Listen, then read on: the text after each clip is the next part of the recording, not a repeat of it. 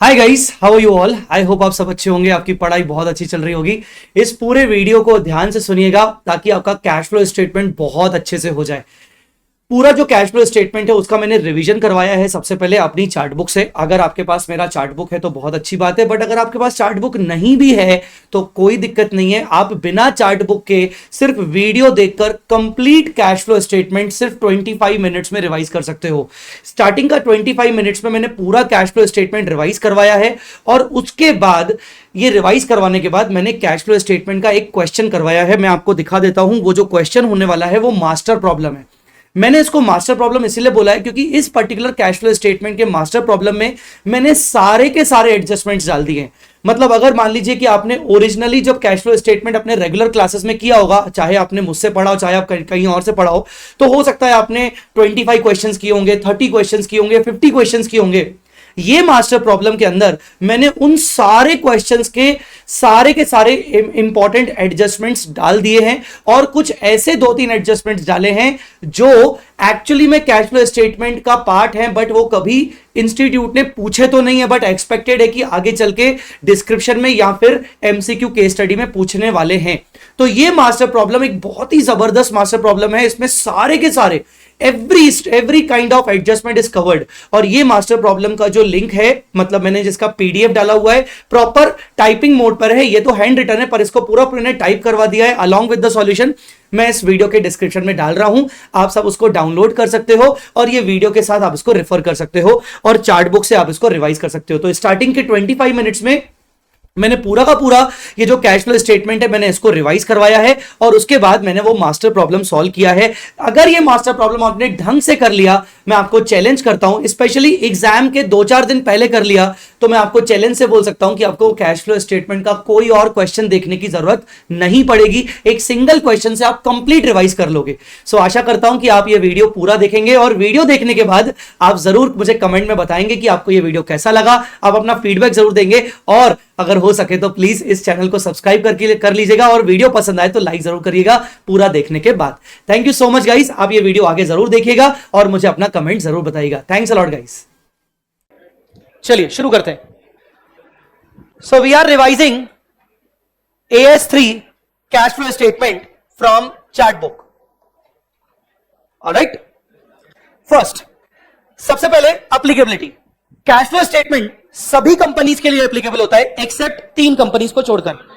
1% company, small company, dormant company. इन 3 companies को छोड़कर सभी कंपनीज के ऊपर कैश फ्लो स्टेटमेंट एप्लीकेबल होता है।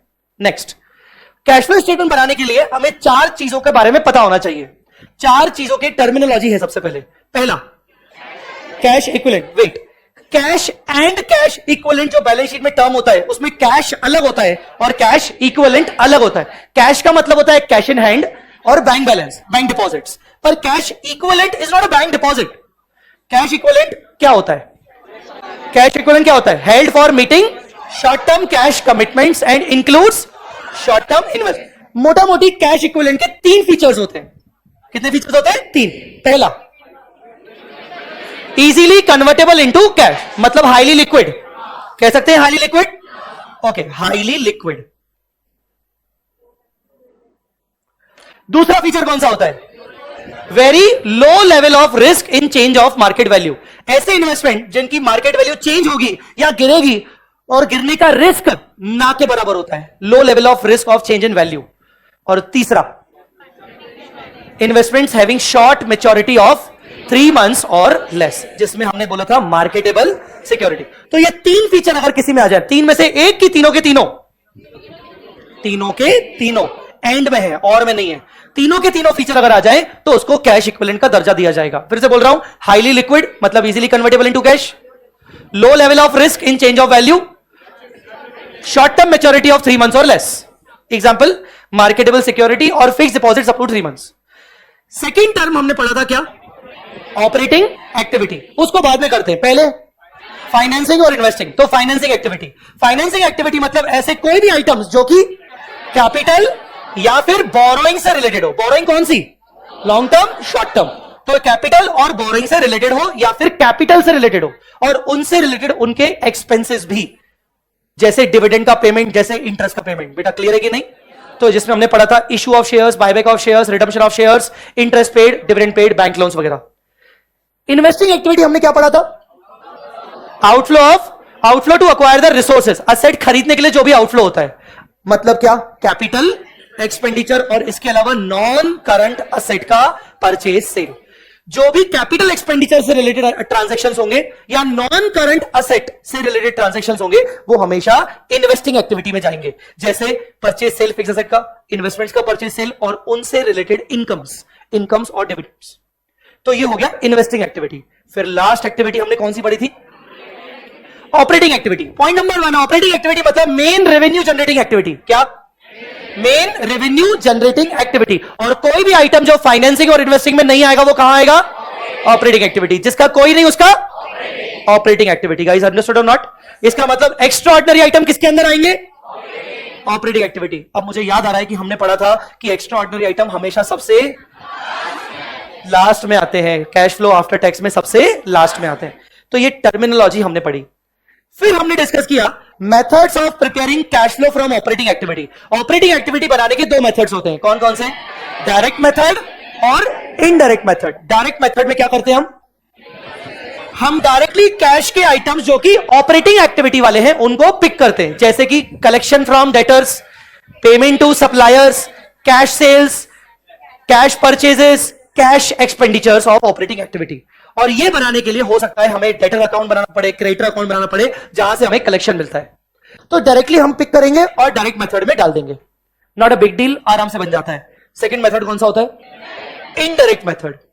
इनडायरेक्ट मेथड में हमने सबसे पहले कहां से शुरुआत करनी होती है? Start either with. हमारा मेन टारगेट होता है नेट प्रॉफिट बिफोर टैक्स। अगर है तो बहुत बढ़िया, नहीं है तो नेट प्रॉफिट आफ्टर टैक्स से कर लेंगे। और अगर नेट प्रॉफिट आफ्टर टैक्स भी नहीं है तो रिटेन्ड प्रॉफिट या रिटेन्ड अर्निंग से करते हैं। अब इसको समझने के पहले चार्ट हटा दें। इसको समझने से पहले पूरा सिस्टम कैसे बनता है, ये प्रॉफिट का सिस्टम कैसे बनता है। सबसे पहले जीपी आता है। जीपी में से क्या माइनस होता है? Indirect expenses. और क्या ऐड होता है? Indirect incomes. होता है कि नहीं होता है? बोलो ना। फिर क्या आता है? Profit before tax. आता है कि नहीं आता है? फिर क्या माइनस होता है? टैक्स का प्रोविजन। टैक्स नहीं बेटा, क्योंकि टैक्स पेड भी तो आता है, और टैक्स पेड यहां पर नहीं लिखते, टैक्स का प्रोविजन लिखते हैं P&L में। फिर क्या आता है? Net profit after tax. और आफ्टर टैक्स के बाद क्या आता है? डिविडेंड्स। जैसे सबसे पहले हम प्रेफरेंस वालों को डिविडेंड दिए, हमने इक्विटी वालों को डिविडेंड दिए, हमने ट्रांसफर किया जनरल रिजर्व में, और हमने अगर कोई प्रीमियम को राइट ऑफ किया, प्रीमियम ऑन रिडम्पशन को राइट ऑफ किया। याद आ रहा है कि नहीं? प्रीमियम ऑन रिडम्पशन को राइट ऑफ किया। और ऐसा करने के बाद हमारे पास जो बचेगा हम उसको क्या बोलते हैं? Retained earning.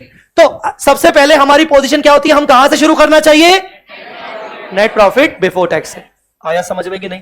और अगर यहां से शुरू नहीं कर सकते तो कहां से शुरू करना चाहिए? Net profit after tax. और अगर यहां से शुरू नहीं कर सकते तो फिर कोई ऑप्शन ही नहीं है, फिर हमें कहां से शुरू करना पड़ेगा? और ये रिटेन्ड अर्निंग हमें कहां से मिलेगा? रिटेन्ड अर्निंग हमें मिलेगा difference between closing balance of P&L ना, and opening balance of P&L। बेटा इतना समझ में आ गया कि नहीं? यहां से हम शुरुआत करते हैं। Guys have you understood this? चलिए हो गया शुरू हमारा, यहां से कोई भी स्टार्ट पॉइंट हो गया। अब स्टार्ट पॉइंट पे ही डिपेंड करेगा कि हमें कौन सी चीजें वापस से ऐड बैक करनी है। मुझे एक बात बताइए, अगर मैंने नेट प्रॉफिट बिफोर टैक्स से शुरू किया है तो भी क्या मुझे टैक्स का प्रोविजन ऐड बैक करना पड़ेगा? क्यों? माइनस हुआ ही नहीं तो ऐड क्यों करें? समझा ना? अच्छा, अगर मैंने रिटेन्ड अर्निंग से शुरू किया तो क्या मुझे टैक्स प्रोविजन ऐड बैक करना पड़ेगा? हाँ, क्योंकि माइनस हो चुका है। क्या मुझे डिविडेंड ऐड बैक करना पड़ेंगे? हाँ, क्योंकि माइनस हो चुका है। ट्रांसफर टू रिजर्व में तो भी ऐड करना पड़ेगा। समझा कि नहीं? अगर मैंने नेट प्रॉफिट आफ्टर टैक्स से शुरू किया है तो क्या मुझे डिविडेंड ऐड बैक करना पड़ेगा? क्यों? क्योंकि माइनस किया ही नहीं तो ऐड बैक क्यों करूं? पर टैक्स का प्रोविजन ऐड बैक करना पड़ेगा। टैक्स का प्रोविजन ऐड बैक करना पड़ेगा क्योंकि ऑलरेडी वो माइनस हो चुका था। समझा कि नहीं? अच्छा चलिए, इतना हमने समझ लिया। उसके बाद हमने देखा उसके बाद देखा, वैसे आगे बढ़ने से पहले हमने देखा कि cash flow from operating activity में स्टार्ट पॉइंट के बाद ये सब करने के बाद हमें एडजस्टमेंट फॉर करना पड़ता है। क्या करना पड़ता है? और उसमें 3 मेन चीजों का एडजस्टमेंट करना पड़ता है। पहला, नॉन कैश इन्वेस्टिंग वाले आइटम जो P&L में आ चुके हैं उसको हटाओ, और फाइनेंसिंग वाले जो P&L में आ चुके हैं उनको हटाओ। आया क्या समझ में? तो अब चलिए एडजस्टमेंट शुरू करते हैं। सबसे पहले कौन सा? Non cash. सबसे पहले कौन सा? Non cash. चलिए नॉन कैश में आपके सामने एग्जांपल्स है सारे एक एक करके पढ़ना शुरू करते हैं। बोलिए। प्रोविजन फॉर टैक्स, क्या ये हर सिचुएशन में एड बैक होगा? कब एड बैक होगा? अगर रिटेन्ड प्रॉफिट या नेट प्रॉफिट आफ्टर टैक्स में माइनस हुआ चुका है तो, मतलब स्टार्टिंग पॉइंट हमारा नेट प्रॉफिट आफ्टर टैक्स है या फिर रिटेन्ड प्रॉफिट है, पर अगर नेट प्रॉफिट बिफोर टैक्स है तो माइनस प्लस करने की जरूरत नहीं है। Next, dividend declared in the current year. अब ये हमें कब करना पड़ेगा एड बैक? सिर्फ अगर हमने रिटेन से शुरू किया है। नेक्स्ट, डेप्रिसिएशन हमें हमेशा एड बैक करना पड़ेगा। क्यों? क्योंकि उसकी पोजीशन यहां पर होगी ना, इनडायरेक्ट एक्सपेंस, वो तो नेट प्रॉफिट निकालते वक्त माइनस हो चुका होगा। चलिए, उसके बाद transfer to reserve like general reserve, ये भी हमें कब एड बैक करना पड़ेगा? जब रिटेन से किया होगा। ठीक है। Next, revaluation loss on fixed asset. क्या बोल रहा है? ऑलवेज, क्योंकि इसकी एंट्री हमने करके रखी होगी profit and loss account debit to asset, तो P&L में चला गया होगा बेटा, इसीलिए हमें रीवैल्यूएशन लॉस भी नॉन कैश, सारे आइटम नॉन कैश है, इसलिए हमें एड बैक करना पड़ेगा। Next, premium on redemption of debentures या फिर प्रेफरेंस शेयर्स, अगर हमने उसको रिटेन्ड अर्निंग से माइनस किया है तो। अच्छा, इसमें मैंने बहुत ही जबरदस्त एक इंपॉर्टेंट पॉइंट बताया था। मैंने कहा था कि क्या ये रिडम्पशन डिडक्टेबल है या नॉट डिडक्टेबल? अगर डिडक्टेबल है तो ये ऊपर ही माइनस हो गया होगा, ऊपर माइनस होने के बाद नेट प्रॉफिट आया होगा। बोलो ना रे।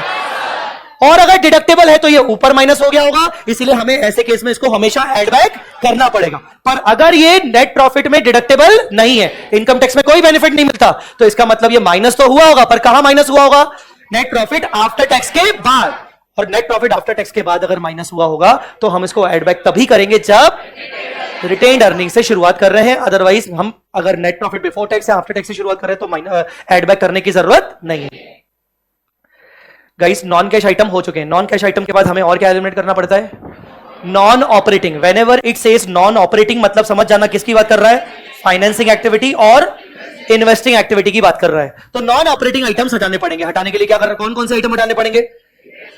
इंटरेस्ट एक्सपेंसेस हटाने पड़ेंगे, इंटरेस्ट इनकम्स हटाने पड़ेंगे, और gains losses on sale of assets भी हटाने पड़ेंगे। बोलो बेटा, क्लियर है कि नहीं? अगर गेन और लॉसेस को ट्रांसफर किया गया कहां पर? मेरे को याद आ रहा है, क्वेश्चन करवाए थे कि गेन और लॉस को कभी कभार कैपिटल रिजर्व में ट्रांसफर कर देते हैं। सम टाइम गेन और loss transfer to capital reserve, क्या उसको हटाएंगे क्या ऐसे केस में? इससे लिखा है इफ ट्रांसफर टू P&L। बोलो बेटा, यही लिखा हुआ है, no need to eliminate the gain loss if directly transfer to capital reserve. Guys, understood? यहां तक समझ में आ गया? ऑल राइट, फिर हमने यहां तक किया। अच्छा, मुझे बताओ, इंटरेस्ट एक्सपेंस को हटाना पड़ता है। अगर क्वेश्चन में आपको दो पॉइंट दिए इंटरेस्ट के, एक दिया हुआ है एक्रूड इंटरेस्ट और एक दिया हुआ है इंटरेस्ट पेड, किसको हटाओगे?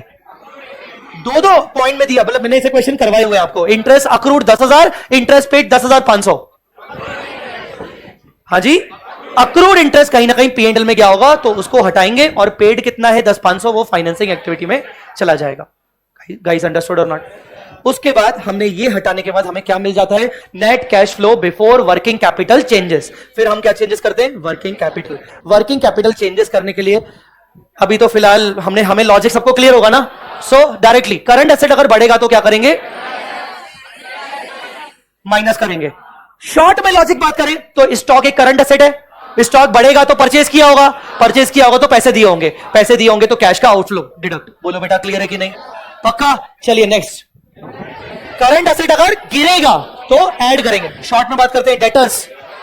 स्टॉक, डेटर गिर रहे मतलब पैसा मिला, स्टॉक गिर रहा है मतलब बिका, सेल हुआ मतलब पैसा आया, तो इसीलिए ऐड करेंगे। गाइस, अंडरस्टूड और नॉट? उसके बाद करंट लायबिलिटी अगर बढ़ेगा तो ये करंट लायबिलिटी जस्ट इसके अपोजिट हो जाएगा बेटा, हो जाएगा कि नहीं हो जाएगा? और करंट लायबिलिटी गिरेगा तो डिडक्ट करेंगे। ये वर्किंग कैपिटल एडजस्टमेंट करने के बाद हम क्या करते हैं? ये भी करने से पहले वर्किंग कैपिटल के बाद नाम क्या आता है हमारा? Net cash flow before tax and extraordinary item. फिर हम क्या पे करते हैं? टैक्स पेड कहां से निकलेगा बेटा? टैक्स पेड हमारा कैसे निकलता है? हम एक टैक्स का अकाउंट बनाते हैं कि नहीं? ठीक है, तो टैक्स पेड माइनस कर देंगे सबसे लास्ट में, और सबसे लास्ट में एक और चीज आती है, कौन सी? Extraordinary item. इनकम होगी तो ऐड करेंगे, एक्सपेंस होगा तो लेस करेंगे। गाइस अंडरस्टूड और नॉट? अगर एक्स्ट्रा ऑर्डिनरी आइटम पहले से ही पीएनएल में जा चुका है तो ऊपर सबसे पहले उसको हटाया जाएगा और सबसे लास्ट में वापस से लिखा जाएगा। गाइस अंडरस्टूड और नॉट? बोलो बेटा, क्लियर हुआ?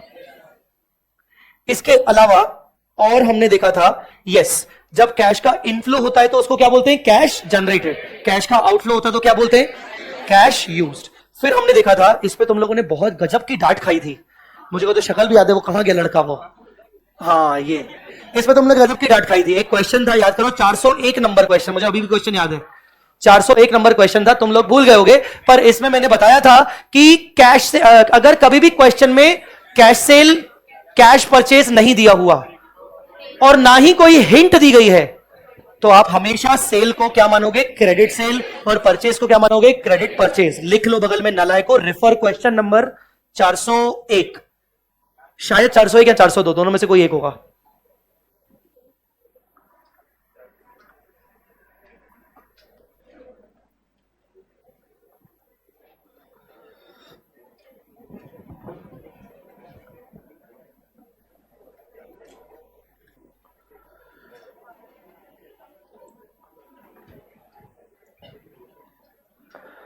ऑलराइट, तो हमने पढ़ा कि कैश सेल, कैश परचेज नहीं दिया हुआ है, निकालने का कोई तरीका नहीं है, तो टोटल सेल को, टोटल परचेज को क्रेडिट मान लेंगे।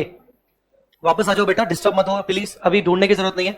हाँ, to calculate tax payment we should prepare the following account. आपको याद है, मोस्टली हमारा पहला वर्किंग नोट टैक्स का ही बनता था मोस्टली। हाँ जी, बोलिए बोलिए। पर कभी कभार आपको टैक्स के अंदर अगर एडवांस टैक्स भी दिया हो तो उसी टैक्स अकाउंट में आ जाएगा कि नहीं? Advance tax is considered as asset, इसीलिए उसका बैलेंस, ओपनिंग बैलेंस कौन सा होगा? असेट, डेबिट बैलेंस होगा, और क्लोजिंग बैलेंस आपका क्रेडिट साइड होगा। बोलो बेटा, क्लियर हो गया नहीं? उसके बाद provision is considered as liability, इसलिए ओपनिंग बैलेंस क्रेडिट साइड होगा। बेटा डन। मेन बस हमें याद रखना पड़ता है कि अगर हमने पीएनएल से प्रोविजन बनाया होगा तो ये टैक्स प्रोविजन क्रेडिट साइड आया होगा, और बाकी का बैलेंसिंग फिगर हमें क्या मिलेगा? Cash payment of tax. Guys understood और नॉट? इस कैश पेमेंट ऑफ टैक्स को हम क्या करते हैं? Cash flow from operating activity में माइनस करते हैं लास्ट में, और हम इसको क्या करते हैं? येलो वाले को, tax provision made in the current year, इसको क्या करते हैं? रिटेन्ड अर्निंग या फिर नेट प्रॉफिट आफ्टर टैक्स में ऐड बैक करते हैं टैक्स प्रोविजन। बोलो बेटा, क्लियर हुआ? हम ऐसा करके लिखते हैं, ठीक है?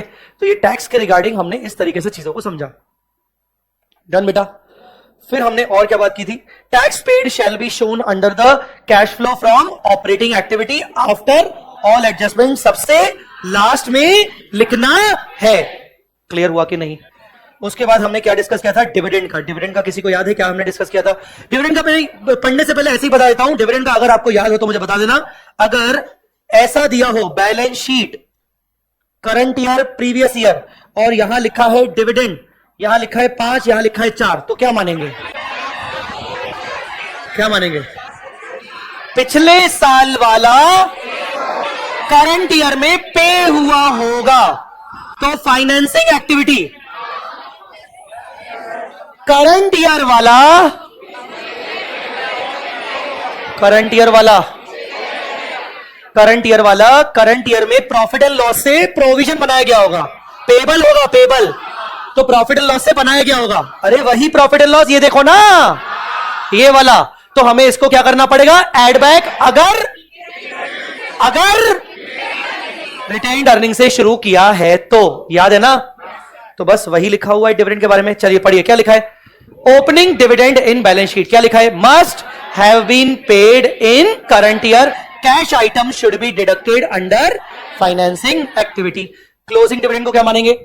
It's a non cash item, क्योंकि करंट ईयर का डिविडेंड पेबल हुआ होगा।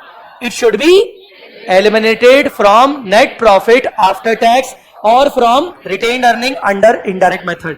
कायदे से नेट प्रॉफिट आफ्टर टैक्स मैंने गलत लिख दिया यार, ये नहीं आएगा।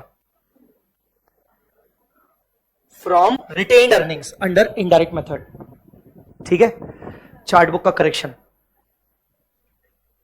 डन? अरे बोलो ना। ओके, यहां क्लियर। उसके बाद हमने ग्रांट के बारे में क्या पढ़ा था? ग्रांट दो प्रकार की हो सकती है, कौन कौन सी? कैपिटल प्रोजेक्ट से रिलेटेड। अगर कैपिटल प्रोजेक्ट मतलब कैपिटल एक्सपेंडिचर करने के लिए ग्रांट मिल रही है तो उसको कौन सी एक्टिविटी में मानेंगे? इन्वेस्टिंग। तुम लोग को याद है क्वेश्चन दो क्वेश्चन थे, एक में उन्होंने फाइनेंसिंग माना था, एक में उन्होंने इन्वेस्टिंग माना था। याद आ रहा है नालायकों? हाँ, कि गजनी बन गए अभी से ही? हाँ, तो हम इन्वेस्टिंग मानेंगे और नोट लिख के आएंगे हमेशा। क्या लिख के आएंगे? नोट लिख के आएंगे। और अगर ये इन्वेस्टमेंट एक्टिविटी है वो तो ठीक है, पर इस ग्रांट को अगर हर साल थोड़ा थोड़ा थोड़ा थोड़ा पीएनएल में अमोर्टाइज किया है तो वो एक नॉन कैश इनकम है, उसको हमें लेस बैक करना पड़ेगा। यस बोल देते हो पर आया थोड़ी होगा समझ में। ये क्या आया? जैसे डेप्रिसिएशन को अमोर्टाइज करते हैं ना पीएनएल में नॉन कैश, वैसे ये इनकम है तो इसको लेस बैक करना पड़ेगा, हटाना पड़ेगा। समझा कि नहीं? चलिए, उसके बाद और क्या पढ़ा था हमने? रेवेन्यू। अगर रेवेन्यू नेचर की ग्रांट है तो वो कहां जाएगी? ऑपरेटिंग। और वो ऑपरेटिंग में जाएगी तो कहीं ना कहीं वो पीएनएल में जा चुकी होगी। अगर वो पहले से ही पीएनएल में जा चुकी होगी तो उसको एलिमिनेट करने की जरूरत, no need to eliminate, eliminate करने की जरूरत नहीं है। बोलो बेटा, क्लियर हुआ? उसके बाद आपको याद है प्री एक्विजिशन डिविडेंड के बारे में? डिविडेंड जब एक इन्वेस्टर को मिलता है तो दो प्रकार के डिविडेंड होते हैं, pre acquisition period, post acquisition period. पहले तो नॉर्मल ट्रीटमेंट बताओ, प्री एक्विजिशन पीरियड का क्या करना चाहिए? इन्वेस्टमेंट की कॉस्ट से माइनस करना चाहिए। और पोस्ट का क्या करना चाहिए? पोस्ट एक्विजिशन डिविडेंड पीएनएल में डालना चाहिए। बोलो बेटा, क्लियर है कि नहीं? नेचुरली जब भी हमें डिविडेंड मिलता है एज एन इन्वेस्टर तो एंट्री करनी चाहिए इन्वेस्टर को bank account debit to investment. यहां आता है प्री एक्विजिशन डिविडेंड और दूसरा आता है टू पीएनएल, यहां आता है पोस्ट एक्विजिशन। बोलो ना। तो हमने ऐसा कुछ किया होगा, हमने ऐसा कुछ किया होगा। अच्छा, डिविडेंड मिलना बैंक अकाउंट कैश आइटम हुआ कि नहीं हुआ? नालायक लोग, सो रहे हो तुम लोग। कैश आइटम हुआ कि नहीं हुआ? तो ये एक cash flow from investing activity हुआ। क्या हुआ? पर मुझे बताओ, cash flow from investing activity अगर ये हुआ, ये cash flow from investing activity हुआ, पर कुछ हिस्सा तो कहां चला गया है? पीएनएल में। और ऊपर हमने यहां से एलिमिनेट किए थे ना पीएनएल से नॉन ऑपरेटिंग आइटम्स। अरे, तो यहां पे हमें डिविडेंड भी करना पड़ता है ना, add back, sorry less back. तो यहां पर हम एक और आइटम लिख देते हैं, डिविडेंड इनकम। डिविडेंड इनकम कौन सी वाली? Post acquisition. Post acquisition dividend income भी हमें हटानी पड़ती है। पोस्ट एक्विजिशन डिविडेंड इनकम भी हमें हटानी पड़ेगी नेट प्रॉफिट में से, क्योंकि cash flow from operating activity में नेट प्रॉफिट आ गया होगा, नेट प्रॉफिट के अंदर डिविडेंड आ गया होगा। डिविडेंड तो इन्वेस्टिंग एक्टिविटी है। समझ गए सब लोग? प्री एक्विजिशन डिविडेंड हमने पीएनएल में नहीं डाला होगा, हमने डायरेक्टली उसको इन्वेस्टमेंट अकाउंट में डाल दिया होगा। इन्वेस्टमेंट अकाउंट में डाल दिया होगा तो इन्वेस्टमेंट अकाउंट का खाता बन गया होगा और वहां पर चल चुका होगा। आया समझ में कि नहीं? तो क्या लिखा हुआ है? Should be deducted from investing activity while preparing investment account in working note and should also it should be eliminated from net profit. अगर मान लो वो पीएनएल में चला गया तो हटा देंगे नेट प्रॉफिट से। It is not income, pre acquisition dividend income नहीं है। It should be deducted from investing activity. If it is wrongly credited to PNL then less back from net profit. Guys understood? चलिए, हाँ, जो internal reconstruction में बच्चे पूछ रहे हैं ना, परसेंटेज दिया हुआ है, परसेंटेज दिया हुआ है, वो कैश फ्लो में जरूर होता है। क्या होता है कैश फ्लो में? अगर डिबेंचर का क्या दिया हुआ है? परसेंटेज। डिबेंचर का क्या दिया हुआ है? Percentage of interest. पर इंटरेस्ट के बारे में कुछ नहीं बोला गया तो भी हम इंटरेस्ट मानेंगे, इंटरेस्ट निकालेंगे और उसको ऑपरेटिंग एक्टिविटी में एड बैक करके फाइनेंसिंग एक्टिविटी में माइनस कर देंगे। समझ में आया कि नहीं? लास्ट, इफ डिबेंचर्स और preference shares are redeemed during the year at premium. Premium की बातें हम ऑलरेडी कर चुके हैं। अगर प्रीमियम को राइट ऑफ किया गया है तो हमें देखना पड़ेगा कि वो डिडक्टेबल है कि नॉन डिडक्टेबल है। अगर नॉन डिडक्टेबल है तो नीचे से माइनस किया गया होगा, तो एड बैक तभी करेंगे जब रिटेन्ड अर्निंग से शुरू कर रहे हैं। और अगर डिडक्टेबल है तो ऊपर से माइनस किया गया होगा, तो हमें एड बैक हमेशा करना ही पड़ेगा। गाइस अंडरस्टूड और नॉट? That's all. तो हमने ये वाली बातें डिस्कस कर ली थी। इसके अलावा समरी वाली बातें कुछ आपको पता है क्या? क्या क्या थी समरी में? कुछ एक्स्ट्रा अगर कुछ बातें थी तो बताइए।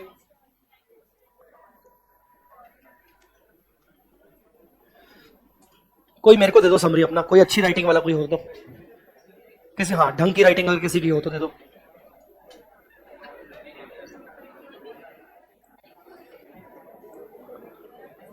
ऑल राइट, तो हमने इसमें क्या क्या बात की थी, मैं रफ में लिख देता हूं। सबसे पहले हमने बात की थी इंश्योरेंस क्लेम, बोलो ट्रीटमेंट बोलो, इंश्योरेंस क्लेम का क्या करेंगे,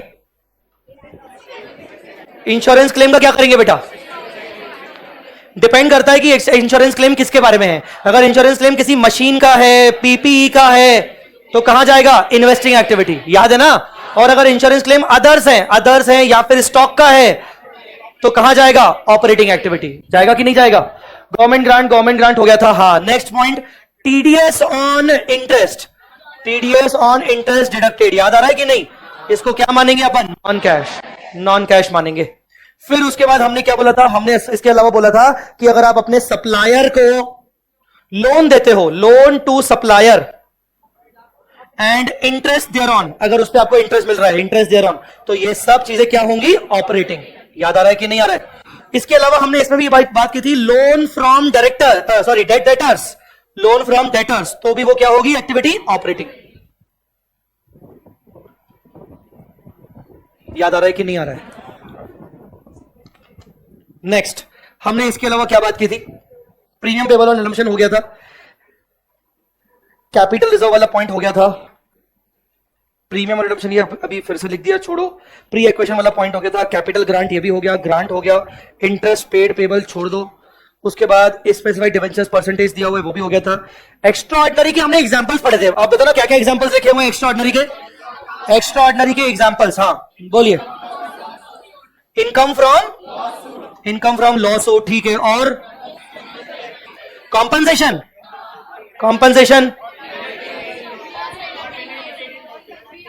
पेनल्टी, ठीक है, कॉम्पनसेशन पेनल्टी इन लॉस सूट, ठीक है, और VRS voluntary retirement payment, voluntary retirement का पेमेंट, वीआरएस या वीआरपी, ठीक है। उसके बाद इंश्योरेंस क्लेम्स, बेटा ये हमने किए थे यार, ठीक है। उसके अलावा प्रीमियम का बार बार आ रहा है, ठीक है। प्रेफरेंस डिविडेंड, हाँ हमने एक पॉइंट डिस्कस किया था कि अगर क्वेश्चन में प्रेफरेंस डिविडेंड का परसेंटेज दिया हुआ है पर डिविडेंड के बारे में बातचीत, डिविडेंड अमाउंट के बारे में बातचीत नहीं की है, तो क्या करेंगे, उसको इग्नोर करेंगे। बेटा क्लियर हुआ कि नहीं। उसके बाद हमने बात की थी कि अगर आप एक बैंकिंग कंपनी हो, एनबीएफसी हो, फाइनेंशियल इंस्टीट्यूशन हो, तो आपके लिए लोन्स जो है वो कौन सी एक्टिविटी होगी, ऑपरेटिंग, और उसके ऊपर इंटरेस्ट वगैरह कौन सी एक्टिविटी होगी, ऑपरेटिंग। बोलो बेटा क्लियर हुआ कि नहीं। ऑल राइट, नथिंग स्पेसिफाइड हो गया, टैक्स पेड हो गया। उसके बाद हाँ एक और बात की थी, सिर्फ अगर क्वेश्चन में नेट प्रॉफिट लिखा है, क्वेश्चन में सिर्फ नेट प्रॉफिट लिखा है, तो हमेशा क्या अज्यूम करेंगे, net profit after tax assume करेंगे ऑलवेज। डिस्कस किया था कि नहीं। उसके बाद और क्या हमने बातें की थी, वर्किंग कैपिटल का तो ठीक है, वो हमने लॉजिक बात कर ली थी। फॉरेन करेंसी वाली चीजें बात कर ली थी, फॉरेन करेंसी हमारे वाले नोट्स में भी आ रहा है, वो ठीक है, तो ये हमने बातें कर ली थी। इसके अलावा ये यहां पर आ जाइए, फॉरेन करेंसी के रिस्पेक्ट में आपको जो भी फॉरेन एक्सचेंज रेट उस दिन का दिया रहेगा कैश फ्लो वाला, आपको वैसा का वैसा लेना है। मैंने इस पे आपको एक एग्जाम्पल करवाया था कि नहीं करवाया था मैंने, हाँ इसमें बगल में लिख लो, रेफर क्लास एग्जाम्पल।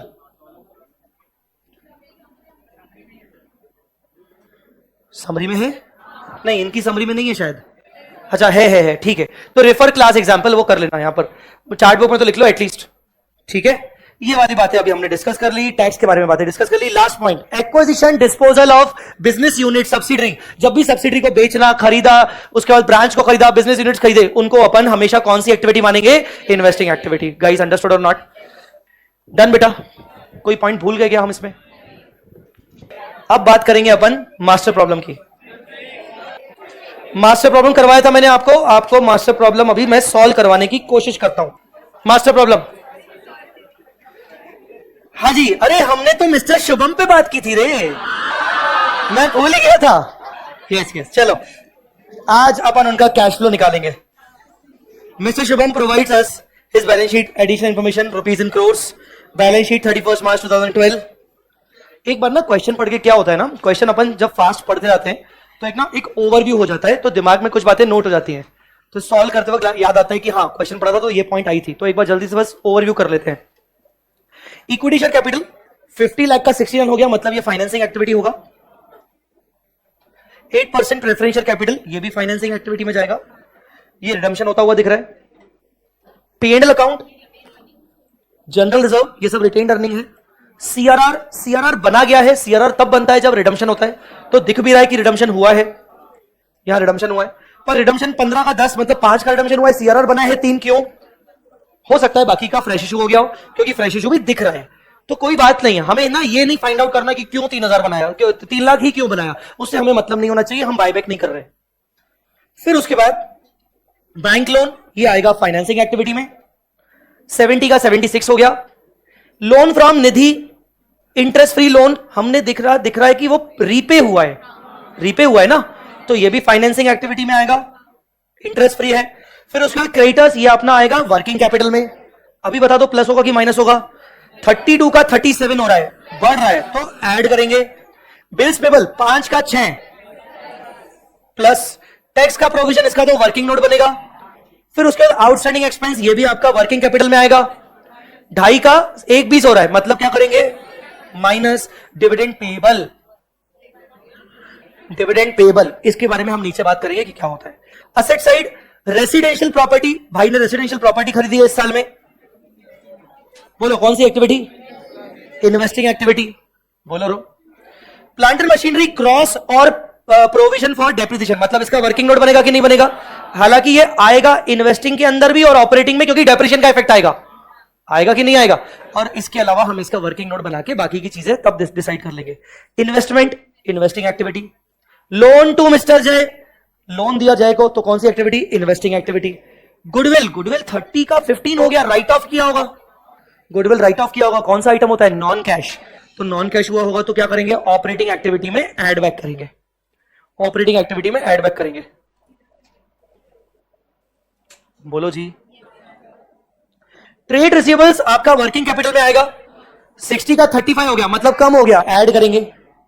इन्वेंट्री 40 का 50 हो गया, बढ़ गया, लेस करेंगे।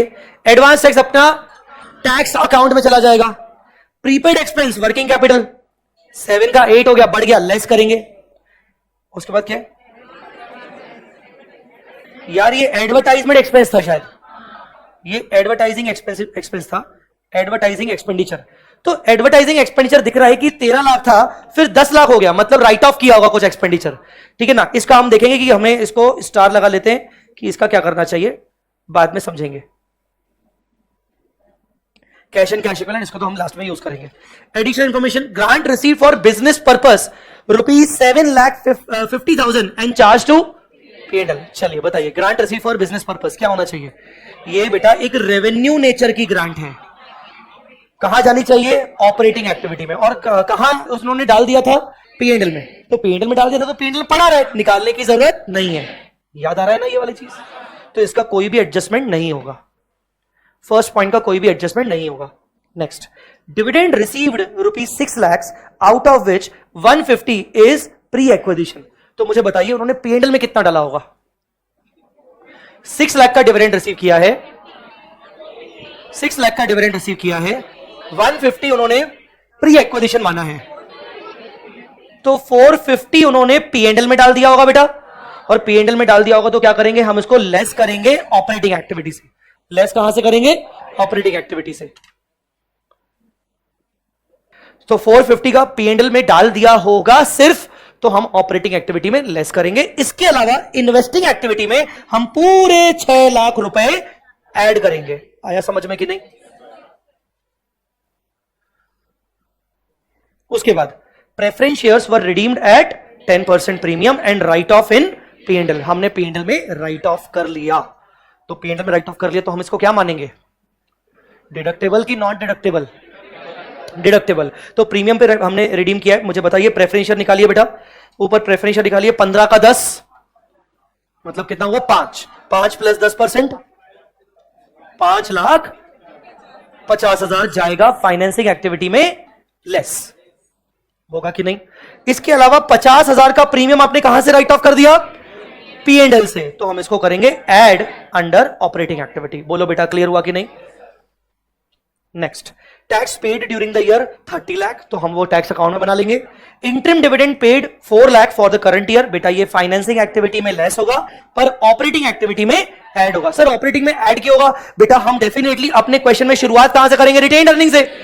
और रिटेन्ड अर्निंग से शुरुआत करेंगे तो हमें डिविडेंड को तो एड बैक करना ही पड़ेगा क्योंकि करंट ईयर का डिविडेंड है तो डेफिनेटली P&L से तो प्रोवाइड फॉर हुआ ही होगा बेटा, क्लियर हुआ कि नहीं। उसके बाद plant and machinery of original cost of 4 lakh with accumulated depreciation of 2.5 lakh was sold at 25% profit. Can you please calculate the gain और लॉस एंड एवरीथिंग। 4 लाख का 2.5 लाख मतलब 1.5 लाख, 1.5 लाख प्लस 25%, 187,500 का ऐड होगा इन्वेस्टिंग एक्टिविटी। बोलो बेटा। और इसके अलावा गेन कितना हुआ बेटा? 37,500 का जो गेन होगा उसको लेस करेंगे ऑपरेटिंग एक्टिविटी से। बोलो बेटा, क्लियर हुआ कि नहीं। चलिए, new plant and machinery purchase 60% payment in cash and rest in form of issue of shares. इसका तो वर्किंग नोट बनाना पड़ेगा बेटा प्रॉपरली, उसके बिना हमें आएगा नहीं, तो वर्किंग नोट बनाएंगे, तो ये भी हमारे वर्किंग नोट के अंदर चला जाएगा। Next, depreciation on plant and machinery is 210, तो ये क्या होगा? ऑपरेटिंग एक्टिविटी में एड बैक होगा, non cash. Opening inventory is measured at cost less 50%। जाइए ओपनिंग इन्वेंट्री, जाइए जाके ओपनिंग इन्वेंट्री जाके देखिए कितना, 40 लैक्स, जो कि किस पे मेजर किया गया है? Cost less 50%। तो 40 लाख डिवाइड बाय 50% मतलब कितना आ गया? ओरिजिनल कॉस्ट आ गई 80 लाख। बोलो बेटा, ओरिजिनल कॉस्ट आ गई 80 लाख, जबकि P&L में आपका ओपनिंग इन्वेंट्री दिख रहा था 40 लाख। तो इमेजिन करो, अगर आपको मैं कहूं कि ये आपका ट्रेडिंग अकाउंट है, यहां ओपनिंग आपका 40 है, जबकि ये ना होके 80 होना चाहिए, तो नेट प्रॉफिट पर क्या असर पड़ेगा? नेट प्रॉफिट को कम करना पड़ेगा क्योंकि आपने डेबिट साइड बढ़ा दिया। तो बताइए क्या करेंगे इसको? नेट प्रॉफिट में कहां गया? हम इसको 40 लाख को लेस लेस करेंगे ना, नेट प्रॉफिट गिर जाएगा। बोलिए बेटा, नेट प्रॉफिट कम हो जाएगा, नेट प्रॉफिट कम हो जाएगा। बेटा क्लियर हुआ कि नहीं। Next, closing inventory is measured at cost plus 25%। जाइए क्लोजिंग इन्वेंट्री ढूंढिए। तो इसकी ओरिजिनल कॉस्ट कितनी होगी? इसकी ओरिजिनल कॉस्ट कितनी होगी? 40 लाख होगी। तो अगर मैं आपको कहूं कि यहां पर क्लोजिंग इन्वेंट्री, क्लोजिंग स्टॉक 50 दिख रही है, पर उसको काट के मुझे 40 लिखना चाहिए, तो क्या करोगे?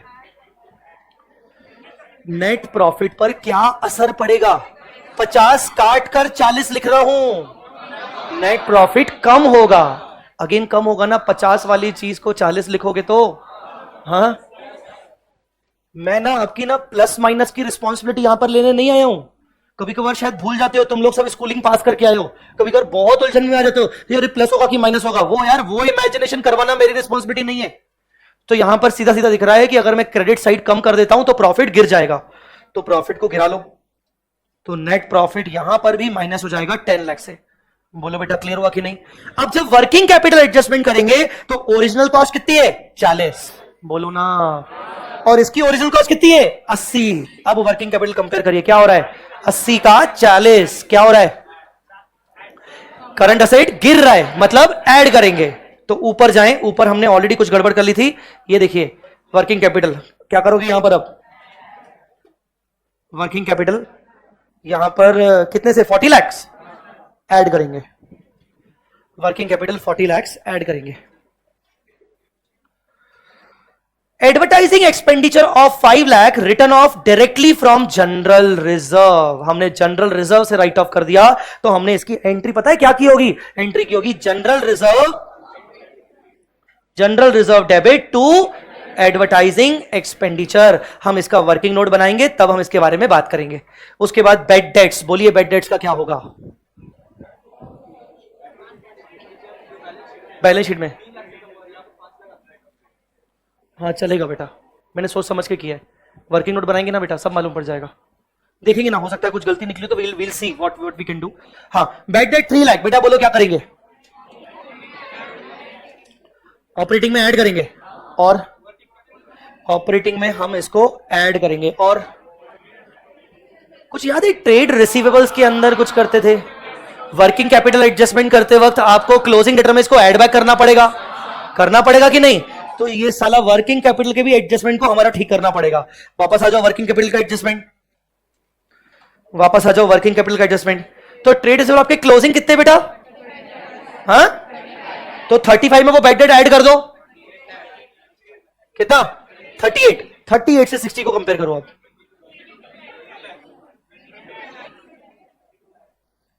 कितना? 22 लाख का वर्किंग कैपिटल प्लस होगा। बोलो बेटा क्लियर हुआ कि नहीं?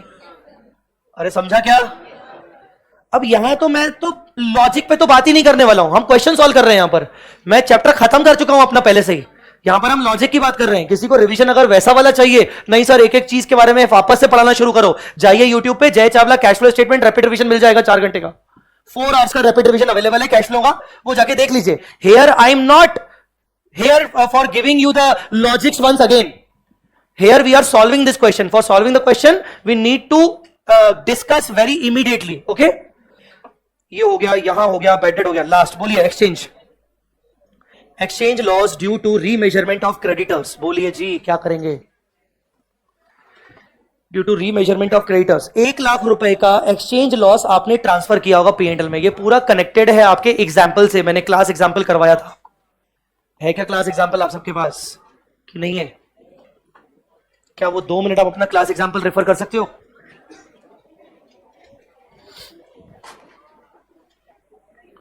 आपको क्लास एग्जाम्पल करवाया गया था, ये रहा सामने। Foreign currency cash flow must be recorded in reporting currency, foreign currency amount multiply by exchange rate on the date of cash flow. Example करवाए थे मैंने, एक बार रेफर कर लीजिए एग्जाम्पल्स।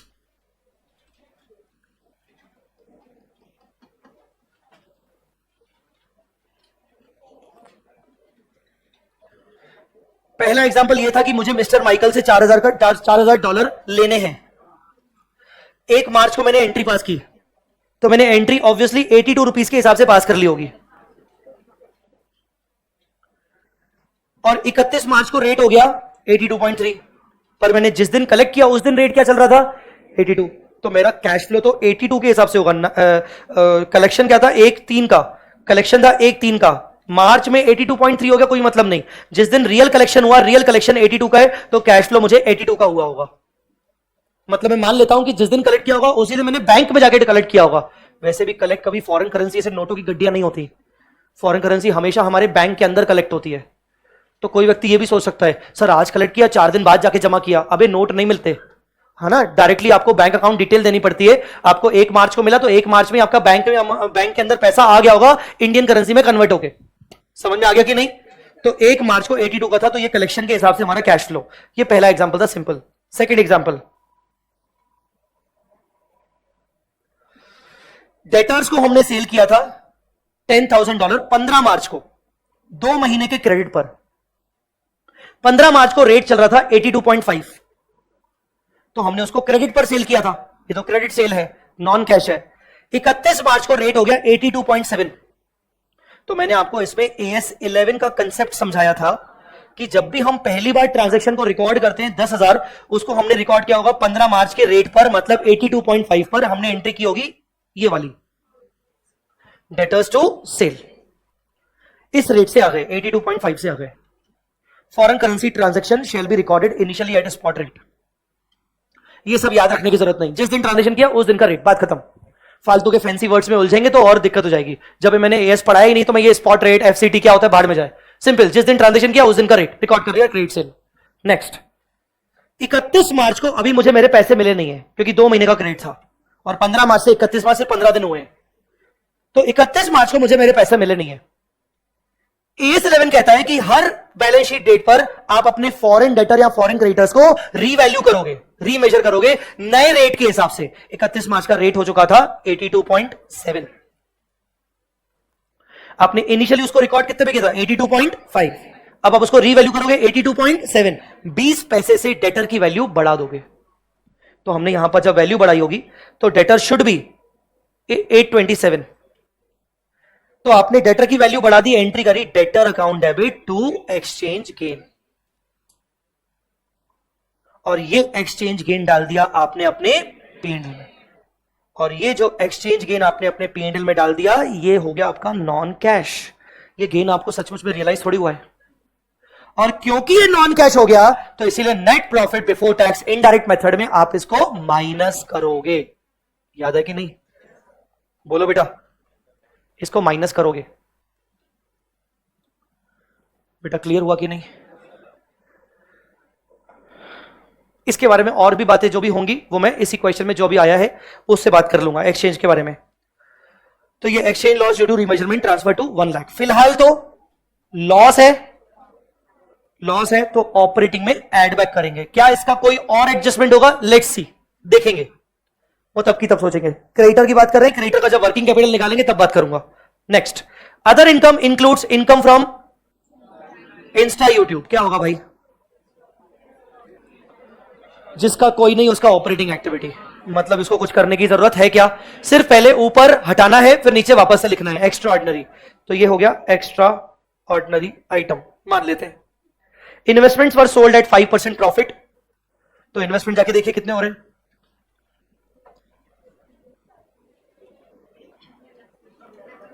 ओपनिंग से क्लोजिंग 50 का 10 हो गया, तो 40 लाख के इन्वेस्टमेंट, 40 लाख के ना, तो 40 लाख का इन्वेस्टमेंट 5% प्रॉफिट पे करिए, 2 लाख।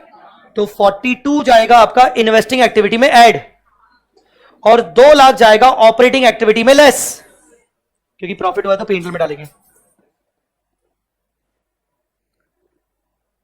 उसके बाद other incomes includes in total income earned 2 lakh on which TDS is deducted 20,000। TDS 20,000 is a part of the closing prepaid expense. TDS जो है वो प्रीपेड एक्सपेंस के अंदर है। तो बताइए आपको नेट नेट कितना मिला बेटा? 2 लाख का इनकम है, टीडीएस कट गया 20,000 का, तो इन्वेस्टिंग एक्टिविटी में जाएगा 1,80,000। 2,20,000 नहीं, 1,80,000। अर्नड लिखा है, रिसीव्ड नहीं लिखा है। इंटरेस्ट अर्नड 2 लाख, तो 2 लाख का टोटल है ग्रॉस वैल्यू, अर्नड लिखा है, it is not interest collected. और वो वैसे भी बोल रहा है other income includes, other income मतलब पेंडल में, तो पेंडल में तो ग्रॉस वैल्यू जाती है। जब आप इंटरेस्ट कलेक्ट करते हो तो आप एंट्री कुछ ऐसा करते हो, बैंक अकाउंट डेबिट, यहां लिखते हो कलेक्शन, फिर टीडीएस डेबिट, यहां जो आपका डिडक्शन होता है, और टू इंटरेस्ट इनकम, यहां आता है ग्रॉस। 8 रुपए मिला, 2 रुपए कटा, 10 रुपए यहां लिखते हो। जो इंटरेस्ट लिखते हो आपकी इनकम पार्ट वो ग्रॉस होती है 10 रुपए की। तो वो बोल रहा है कि इनकम जो है वो मेरी 2 लाख की है, मतलब वो ग्रॉस है, इसीलिए उस पर से टीडीएस काट के माइनस करेंगे तो इन्वेस्टिंग एक्टिविटी में 180 गया। डन बेटा। फिर आप क्या करते हो? आप टीडीएस अकाउंट डेबिट करते हो। टीडीएस अकाउंट डेबिट मतलब आप असेट मेंटेन कर रहे हो, और असेट मेंटेन कर रहे हो तो इसीलिए वो बोल रहा है कि टीडीएस जो असेट है आपकी वो प्रीपेड एक्सपेंस का पार्ट है, प्रीपेड एक्सपेंस के अंदर शामिल है। समझ गए? नेक्स्ट, ऑपरेटिंग एक्टिविटी में 2 लाख माइनस करेंगे, ऑपरेटिंग एक्टिविटी में 2 लाख माइनस करेंगे। डन बेटा। Next, loss due to theft क्या होगा? Extraordinary, loss due to theft extraordinary, 15,000 का कैश। मुझे ऐसा लग रहा है कि मैं अपने आप को पढ़ा रहा हूं, कोई जवाब ही नहीं दे रहा। तीसरी बार बोल दिया लॉस ड्यू टू थेफ्ट, मैंने तीसरी बार बोल दिया बेटा। एवरीबडी इज वेटिंग कि चलो कोई ना कोई तो सर को जवाब दे देगा ना, हम तो बैठे ना, हम देख रहे हैं। मैं ऐसा एटीट्यूड नहीं पसंद है मेरे को, मेरी क्लास में नहीं है पसंद। मैं सेकेंड टाइम मैंने टोकबाजी किया आपको। 15,000 का cash, loss due to theft extraordinary है, लॉस है तो सबसे पहले एड बैक करेंगे ऊपर, फिर लेस बैक करेंगे नीचे, ओवरऑल चीजें ऑपरेटिंग एक्टिविटी में जाएंगी। टैक्स का रिफंड, टैक्स का रिफंड ये भी एक तरीके से एक्स्ट्रा ऑर्डिनरी टाइप की चीज है। ये सबसे पहले ऑपरेटिंग एक्टिविटी में लेस होगा क्योंकि रिफंड आपका इनकम होती है, और ऑपरेटिंग एक्टिविटी में ऐड होगा लास्ट में, मतलब टैक्स में से माइनस हो जाएगा या अलग से ऐड होगा। Prepare statement of cash flows.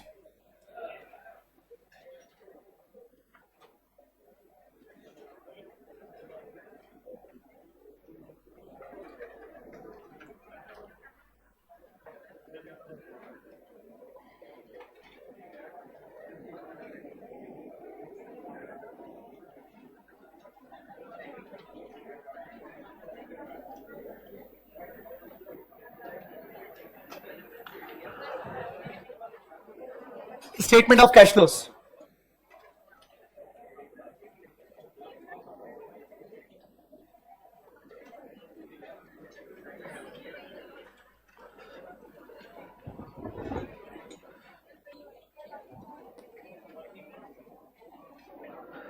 चलो ठीक है, दो पेजेस छोड़ देता हूं मैं, और उसके बाद working note.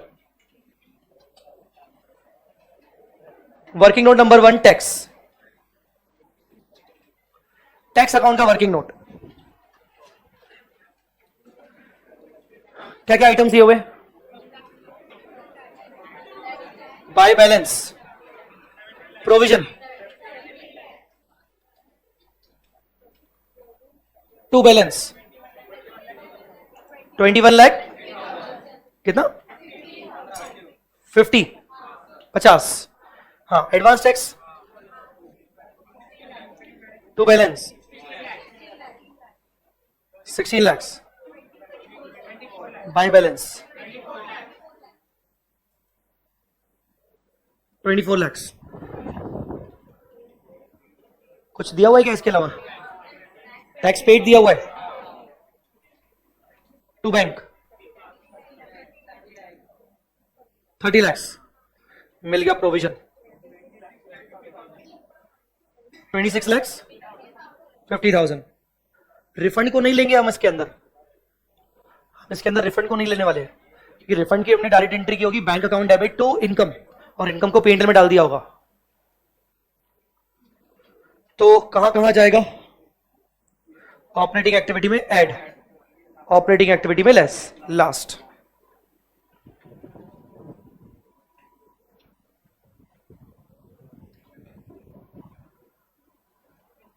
Done. Next, plant and machinery.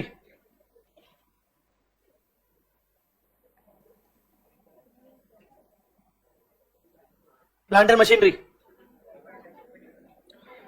और इसके अलावा प्रोविजन फॉर डेप्रिसिएशन।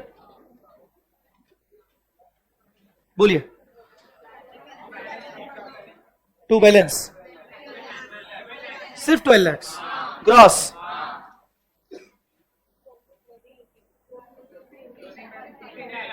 15, प्रोविजन का 350, 4 लाख। सबसे पहले मुझे बताओ डेप्रीसिएशन कितना है? दिया हुआ है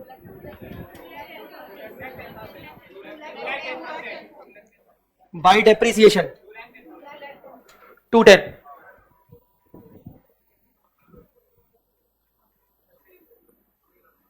असेट सेल किया है, हाँ बोलिए।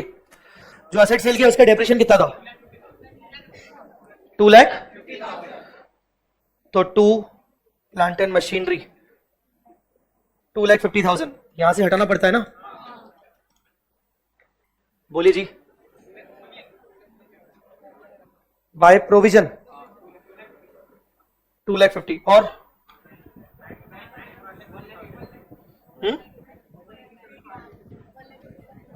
1 लाख 1,87,500।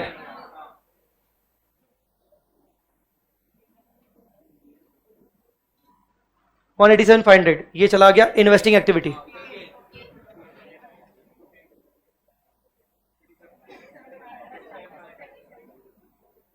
$37,500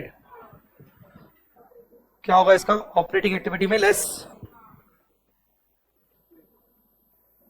और कितना आ रहा है परचेज? एक बार चेक करो।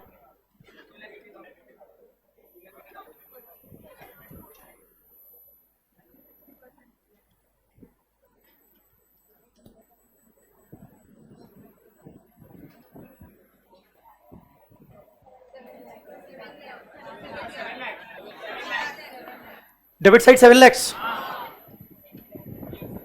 सभी लोग बताइए, डेबिट साइड 7 लाख पक्का? पर ये अकाउंट चेक करना, ये टैली नहीं हो रहा शायद, ये टैली नहीं हो रहा, इसलिए आपका कैश फ्लो भी कहीं ना कहीं गड़बड़ मार रहा होगा। तो ये टैली होना चाहिए, मतलब वो क्या है, क्वेश्चन फ्रेम करते हुए गलती से जो भी मेरे को मन में फिगर्स आए वो मैंने आपको दे दिए। तो अब ठीक है, अब जहां जहां मुझे मौका मिलेगा तो मैं उसको करेक्शन भी करता जाऊंगा साथ साथ। अब मुझे इसको करेक्शन करना है तो 2 मिनट आप सिर्फ फिगर्स को चेंज कर लीजिएगा, 350 प्लस 210 माइनस 475, क्या 165 का बैलेंस आ रहा है? हाँ,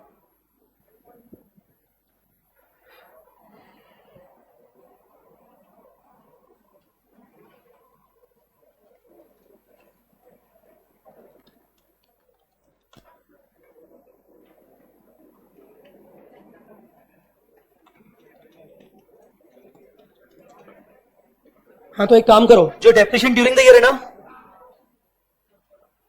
जो डेप्रिशिएशन है ना 1210, उसको 165 से बढ़ा दो, डेप्रिशिएशन को बढ़ा दो, जाके क्वेश्चन में ठीक कर दो। डेप्रिसिएशन इज 375,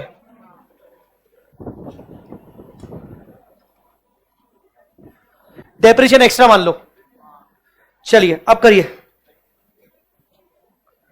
अब यहां पर आप डेप्रिसिएशन कितना 375, आई थिंक अब टैली हो रहा है, ठीक है।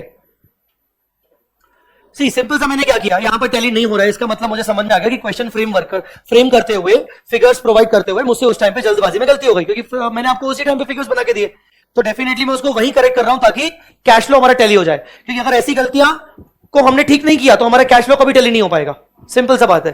तो चलिए प्रोविजन फॉर डेप्रिसिएशन, अब यहां पर आप तो वही आ रहा है मेरे हिसाब से 7 लाख, तो उसमें एडजस्टमेंट क्या था? New plant and machinery purchased, 60% payment in cash, rest in the form of issue of equity shares. बोलिए बैलेंसिंग फिगर कितना बोला तुमने? 7 लाख, 7 लाख का 60% तो to bank 420, to equity share capital 280, तो बताओ इन्वेस्टिंग एक्टिविटी में क्या जाएगा? 420 जाएगा इन्वेस्टिंग एक्टिविटी में। इक्विटी शेयर कैपिटल आपका नॉन कैश, ठीक है, बोलो बेटा क्लियर। उसके बाद वर्किंग नोट नंबर 3, मुझे बताना इक्विटी शेयर कैपिटल ओपनिंग कितना था? इक्विटी शेयर कैपिटल ओपनिंग कितना था? 50। इक्विटी शेयर कैपिटल क्लोजिंग कितना हो गया? 69, डिफरेंस निकालो। 19 लाख का इशू हुआ, उसमें से भी अपना प्लांट एंड मशीनरी के लिए कितना इशू किया आपने? अभी किया ना आपने, 2,80,000 आपने प्लांट एंड मशीनरी के लिए इशू किया, रिमेनिंग इशू कितना बचा? 16,20,000। कोई और पॉइंट चेक करो कि इक्विटी शेयर कैपिटल के रिस्पेक्ट में और कोई एडजस्टमेंट है क्या, नहीं तो हम इसी को फाइनल मानेंगे। और कोई एडजस्टमेंट चेक करो, नहीं है तो ये हो गया आपका कैश इशू कहां जाएगा? फाइनेंसिंग एक्टिविटी में एड बैक हो जाएगा 16,20,000।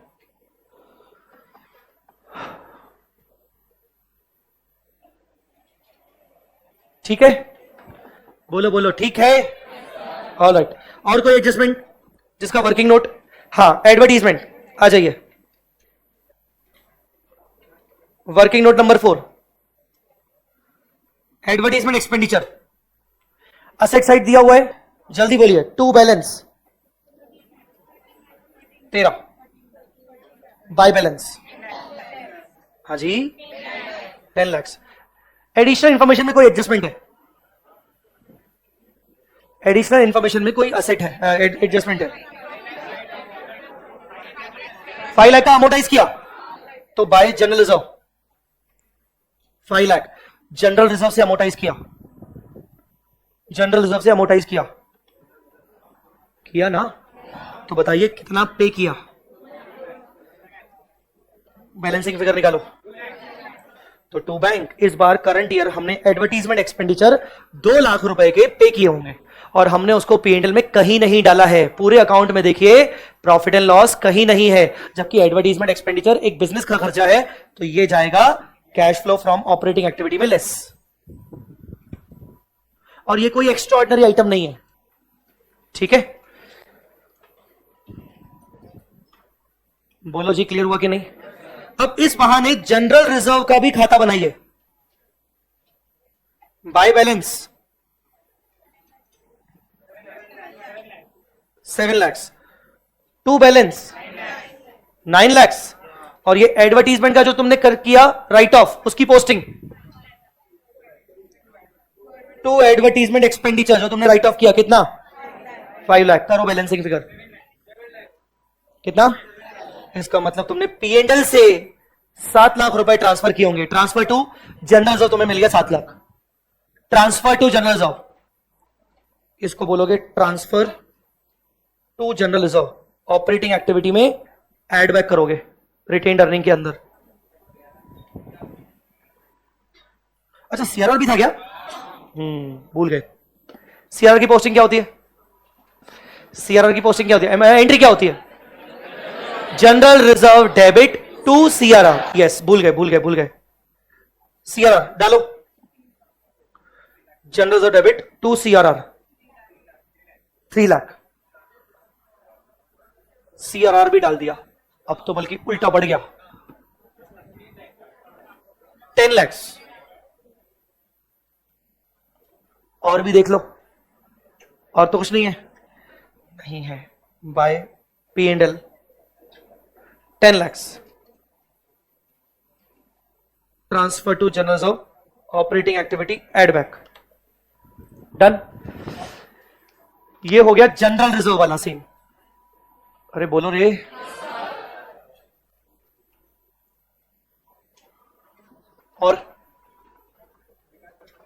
और कोई? डेटर्स और क्रेडिटर्स, ठीक है, वो वर्किंग कैपिटल के टाइम पर डिस्कस कर लेंगे। डेटर्स और क्रेडिटर्स वर्किंग कैपिटल के टाइम पर। चलिए अब शुरू करिए। अच्छा, इन्वेस्टमेंट भी है? इन्वेस्टमेंट भी है, ठीक है। बोलो इन्वेस्टमेंट बोलो।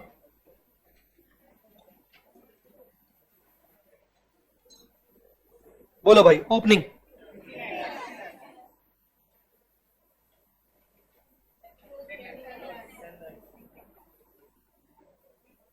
ओपनिंग कितना? 50। क्लोजिंग कितना? Oh my God. और प्री एक्विजिशन डिविडेंड कितना मिला था?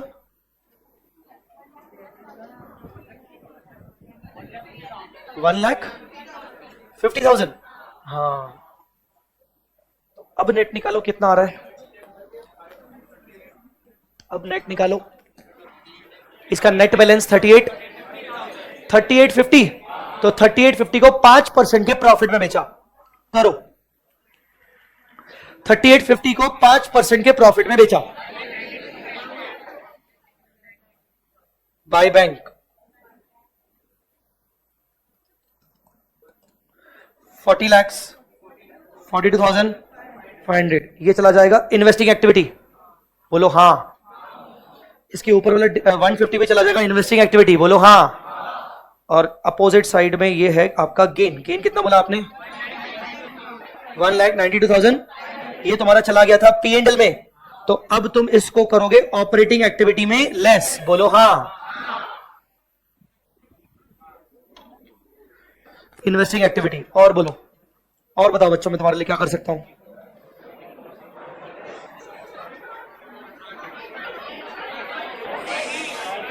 लायक बनो पहले, लायक पार्टी के लिए, नालायक हो। चलो आगे बढ़ो। इन्वेस्टमेंट हो गया, नेक्स्ट बोलो।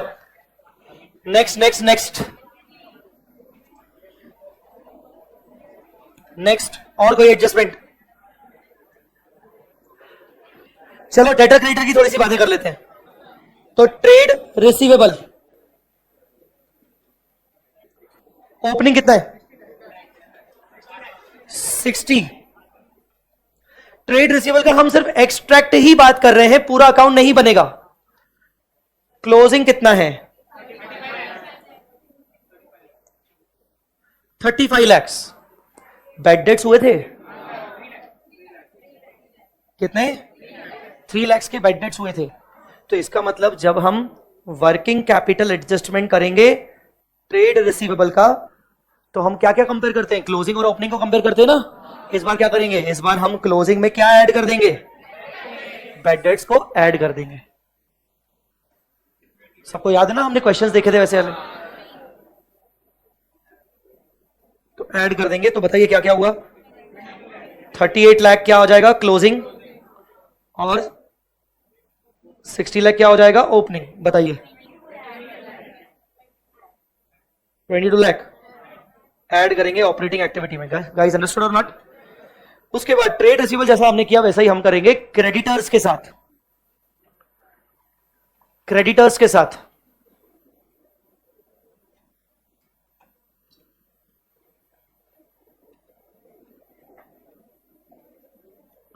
क्रेडिटर्स का भी एक्सट्रैक्ट है, ओपनिंग 32 लैक्स, 32 लैक्स क्लोजिंग 37, और एक्सचेंज लॉस वाला आइटम पकड़ो,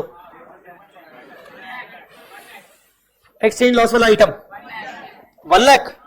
एक्सचेंज लॉस वाला आइटम हमने क्रेडिटर्स में जब डाला होगा तो एंट्री की होगी एक्सचेंज लॉस अकाउंट डेबिट, क्योंकि लॉस डेबिट होता है, उससे क्रेडिटर्स बढ़ गए होंगे, बढ़ गए होंगे कि नहीं बढ़ गए होंगे, हाँ, तो कहां डाला होगा हमने, यहां। अरे बोलो ना, बोलो ना,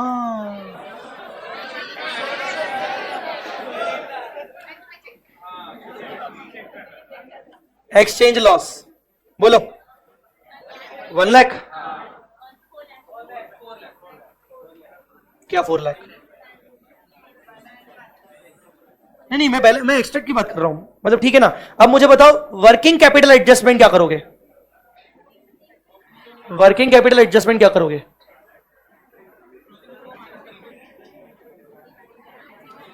वर्किंग कैपिटल एडजस्टमेंट क्या करोगे। हम कैश फ्लो स्टेटमेंट बना रहे हैं, हमें कैश से मतलब है, हाँ या नहीं। ये क्या तुम्हें दिखता है कि ये नॉन कैश आइटम है, और इसकी वजह से हमारे क्लोजिंग क्रेडिटर बढ़ गए होंगे। अरे ये प्लस माइनस, ये साइड माइनस ये साइड करके बैलेंसिंग आता है ना, तो ये प्लस किया तो कहीं ना कहीं क्लोजिंग में बढ़ गया होगा, जबकि ये तो नॉन कैश आइटम है। तो क्या करना चाहिए वर्किंग कैपिटल करते वक्त, क्या करना चाहिए वर्किंग कैपिटल करते वक्त, क्लोजिंग हम मान लेंगे 36 लाख, और ओपनिंग तो एज इट इज हमारा 32 लाख। बताइए 4 लाख का क्या एडजस्टमेंट, ओपनिंग से क्लोजिंग बढ़ रहा है, ऐड, तो ये भी ऑपरेटिंग एक्टिविटी में ऐड करेंगे। बोलो जी क्लियर। स्टॉक का मैं ऑलरेडी ऊपर वर्किंग नोट मैं नहीं बना रहा हूं क्योंकि वो मैंने रफ में करवा दिया था, दैट्स इट। बोलो बोलो बोलो। एक प्रीपेड करके कुछ दिया हुआ था शायद, प्रीपेड बोलो। ओपनिंग बैलेंस कितना है, 7 लाख,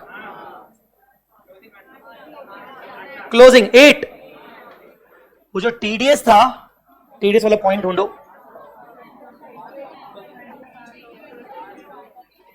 टीडीएस वाला पॉइंट ढूंढो, पॉइंट ढूंढो। 20,000 किस में शामिल है, क्लोजिंग में शामिल है ना, इसमें इंक्लूडिंग 20,000 टीडीएस, टीडीएस तो नॉन कैश है, बोलो ना। तो लॉजिकली ये फिर क्लोजिंग अगर टीडीएस हटा दे तो ये क्लोजिंग कितना होना चाहिए, 780। हमें तो कैश से मतलब है ना, कैश फ्लो स्टेटमेंट नहीं समझे ना लाए। तो बताओ वर्किंग कैपिटल एडजस्टमेंट क्या करोगे, वर्किंग कैपिटल एडजस्टमेंट बोलो। क्लोजिंग 780 और ओपनिंग 7 लाख, क्या करेंगे, असेट बढ़ रही है, ऑपरेटिंग एक्टिविटी में लेस, और क्या है, और कुछ नहीं है सर। नेट प्रॉफिट से शुरू करते हैं, चलो जल्दी। Cash flow from operating activity बोलिए।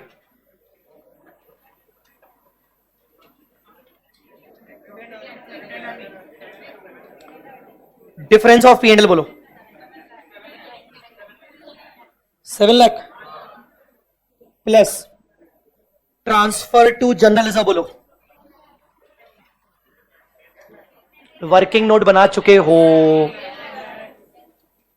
10 lakhs तो transfer of difference of P&L transfer to general reserve, ये तुम्हें मिल गया, करो निकालो। अच्छा डिविडेंड भी है क्या कुछ? हाँ ठीक है, भले टोटल करके करो कैसे भी करो, प्लस करो। चलो डिविडेंड बोलो। एक तो है तुम्हारा इंटरिम डिविडेंड डिक्लेयर्ड, है कि नहीं, 4 लाख। फिर दूसरा तुम्हारा फाइनल डिविडेंड करंट ईयर वाला, फाइनल डिविडेंड करंट ईयर वाला, मुझे नहीं पता कितना है, बताओ भाई, उधर से चिल्ला रहे हो इतनी देर से, डिविडेंड अमाउंट बताओ अब तुम। हाँ नालायक हो, जो चीज पता होती है बस वही चिल्लाएंगे हम। यस सर, अब बताओ क्या करना है, क्या लिखो इधर में? बैलेंस शीट, बैलेंस शीट में कहां है डिविडेंड बताओ, कुछ है क्या? डिविडेंड पेबल, ओपनिंग आपका 550, क्लोजिंग 7, तो करंट ईयर का डिविडेंड अपन ने डिक्लेयर कर लिया 7।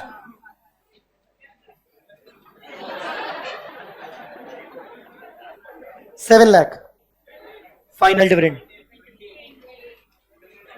क्या 28?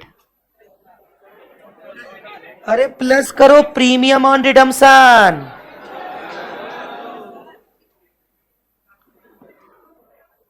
कितना है ये तो बता दो नलायकों।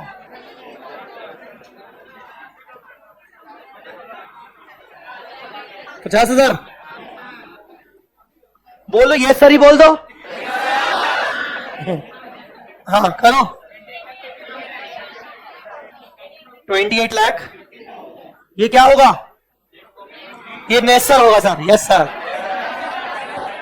सब नशे में साले। नेट प्रॉफिट आफ्टर टैक्स, अब क्या करेंगे? यस सर, क्या करेंगे अब? टैक्स, प्रॉफिट को करेक्ट करेंगे स्टॉक के चक्कर में, याद करो प्रॉफिट को करेक्ट करना पड़ेगा, स्टॉक का एडजस्टमेंट। यस सर तो बोलो, करो प्रॉफिट को करेक्ट करो, मैंने बताया था वो स्टॉक एडजस्टमेंट। स्टॉक एडजस्टमेंट, एक है आपका ओपनिंग स्टॉक एडजस्टमेंट, एक है आपका क्लोजिंग स्टॉक एडजस्टमेंट, दोनों माइनस कर रहे हैं शायद प्रॉफिट को, तो माइनस ही लिख देता हूं। ओपनिंग स्टॉक एडजस्टमेंट आपके प्रॉफिट को 40 लाख रुपए से कम कर देगा, है ना? और क्लोजिंग स्टॉक 10 लाख से, है ना?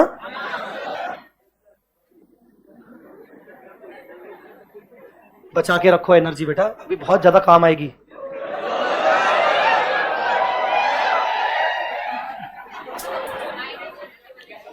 उसके बाद एड बैक करेंगे tax provision,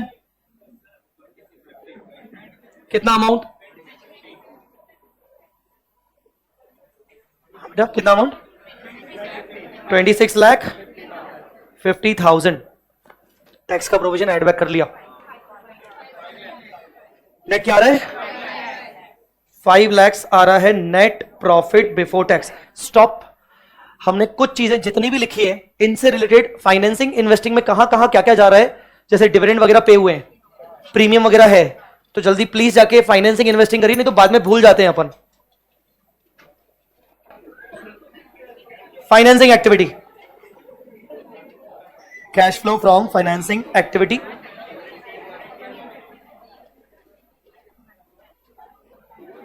cash flow from investing activity.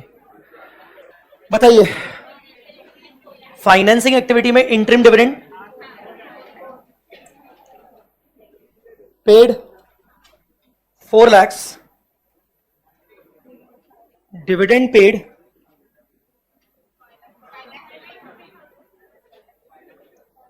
550, redemption of preference share capital 550, dividend paid भी 550 था क्या? प्लीज कंफर्म, बैलेंस शीट में कितना दिख रहा है डिविडेंड पेबल? 550, ठीक है। Redemption of preferential capital 550। ऊपर के जितने आइटम्स हैं ट्रांसफर टू जनरल का कोई मतलब नहीं है अभी। इंटरिम डिविडेंड हो गया, फाइनल डिविडेंड हो गया, प्रेफरेंस हो गया, स्टॉक एडजस्टमेंट हो गया, ठीक है। चलिए net profit before tax, now what to do? Plus minus adjustment for करिए एडजस्टमेंट फॉर। सर क्या क्या करें? आप ना वर्किंग नोट नंबर 1 से जाओ। वर्किंग नोट नंबर 1 टैक्स का वर्किंग है, ऑलरेडी उसका प्रोविजन एडबैक कर चुके हो, पेड वाले को लास्ट में करोगे, छोड़ दो।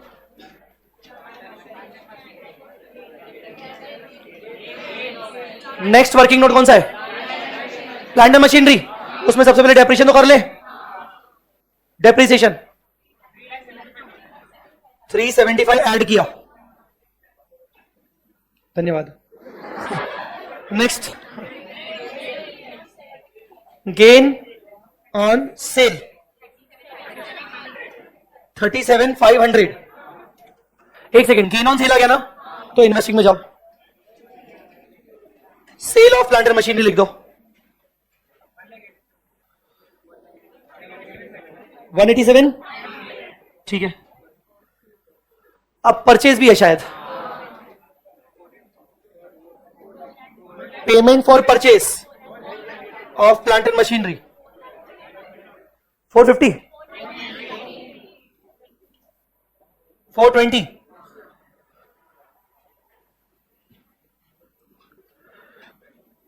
और कोई एडजस्टमेंट प्लांट एंड मशीनरी में? और कोई एडजस्टमेंट प्लांट एंड मशीनरी में? नहीं, चलो हटाओ साले को, हटाओ साले को।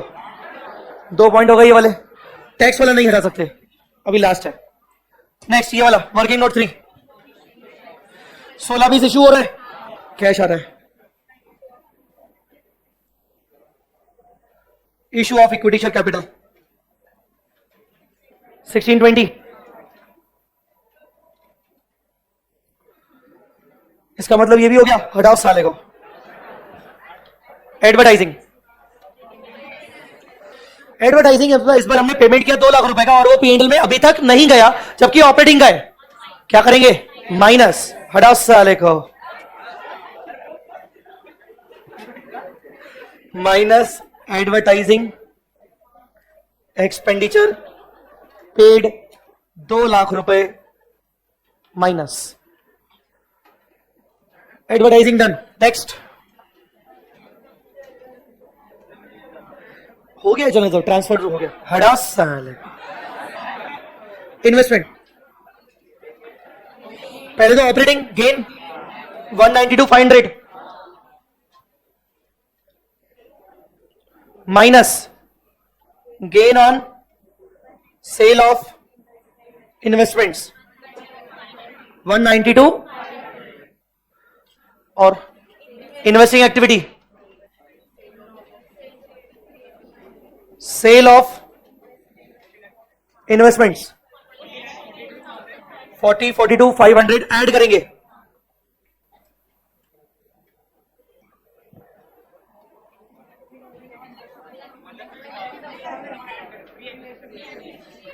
ओके, डिविडेंड रिसीव्ड, प्री हो चाहे पोस्ट हो, याद है ना?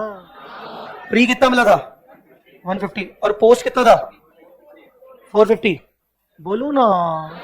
और पोस्ट कितने, पोस्ट हमने पीएनएल में डाल दिया होगा, तो एडजस्टमेंट फॉर डिविडेंड यहां पर भी होगा, minus post acquisition dividend received 450,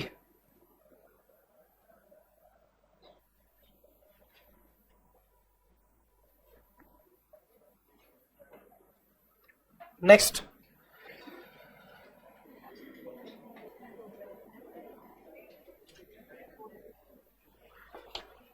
next अबे नालायक को वेट मत करो, कुछ बताओ, कुछ नया बताओ, क्या होने वाला है? बैठे हुए साले, गाय बैठी रहती है ना एक जगह पर और जुगाली करती है, चबाती है, ऐसे बैठे हुए हैं। ये नालायक आदमी ऐसे ही बैठा हुआ है। हाँ, तू तेरी गाय बढ़िया बैठी होती है आराम से, क्या चल रहा है? बढ़िया चल रहा है, सब ठीक है, आराम से जुगाली होती रहती है। 1 घंटा बिठा दो, मुंह चलाती रहेगी। वैसे ही साले नालायक बैठे हुए, च्युइंगम खा रहा है, बस चला रहा है मुंह अपना, कोई और काम नहीं है, काम धंधा नहीं है। सर क्या करना है? सीए बन जाएंगे 4-5 टाइम में तो हम। नालायक बस बैठे हुए गाय की तरह। चलो जल्दी करो।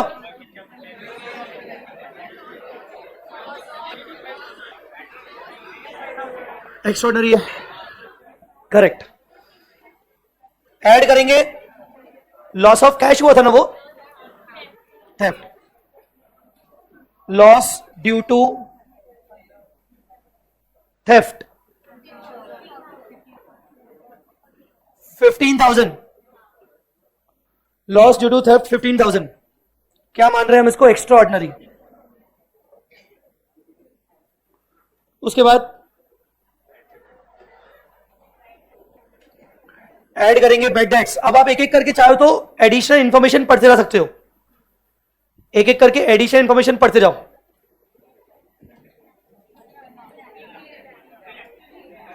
$3 लाख।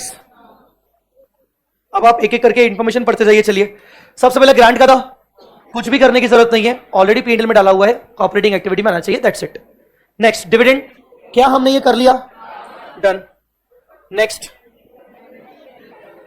डिफरेंशियल, क्या हमने एड बैक कर, ये दोनों कर लिया एडजस्टमेंट? सब लोग क्रॉस चेक करके मुझे कंफर्म करो। चलिए डन। टैक्स पेड अभी पेंडिंग है ना, लास्ट में। इंटरिम डिविडेंड, दोनों जगह एडजस्टमेंट हो गए, डन। प्लांटर मशीनरी, दोनों जगह एडजस्टमेंट हो गए, ऑपरेटिंग में भी हो गया और वगैरह वगैरह हो गया, ये investment done. New planter machinery done, depreciation already done. Inventory, wait, inventory का आधा डन हुआ है क्योंकि नेट प्रॉफिट का कलेक्शन किया, पर वर्किंग कैपिटल एडजस्टमेंट करना बाकी है, तो इसको टिक मत लगाओ। नेक्स्ट एडवर्टाइजिंग हो गया, आपने लिख लिया 2 lakh, done. Bad debts, bad debts हो गया, उसका एडजस्टमेंट हमने जो ट्रेड रिसीवेबल किया वो अलग से वर्किंग नोट वैसे ही बना दिया है, ठीक है, टिक लगा लो। ये नहीं हुआ। Exchange loss, exchange loss PNL में डालना होगा ना बेटा, और ये नॉन कैश है, लॉस को एड बैक करो। चलो, एक्सचेंज लॉस ऑन क्रेडिटर्स कितना बेटा? 1 लाख। और दूसरा इफेक्ट हमने क्रेडिटर में देना पड़ेगा, जिसका वर्किंग नोट से हम उसको बाद में मैनेज कर लेंगे, वर्किंग नोट से बाद में हम उसको मैनेज कर लेंगे। इन्वेस्टमेंट का भी वर्किंग नोट बन चुका है, डन हो गया। फिर एक्सचेंज लॉस को जाके टिक लगाइए। चलिए ये बोलिए, other incomes include income from Insta and YouTube, क्या करेंगे? ऊपर से हटाना पड़ेगा, नीचे वापस करना पड़ेगा ना, प्रेजेंटेशन तो करना पड़ेगा बॉस। चलिए, जैसे लॉस ड्यू टू थेफ्ट था वैसे ही, तो माइनस करेंगे Insta and YouTube, income extra ordinary, बोलिए कितना है?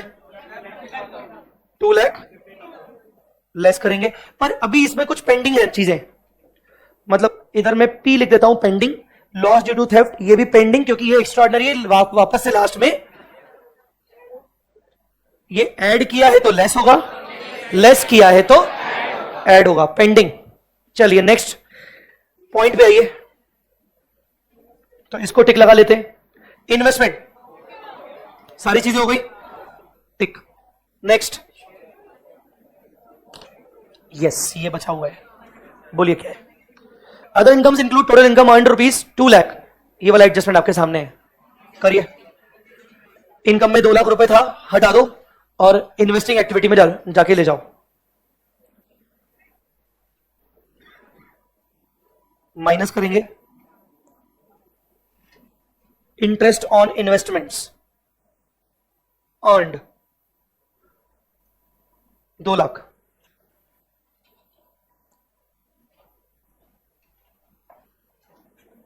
और इन्वेस्टिंग ऐड करेंगे इंटरेस्ट कलेक्टेड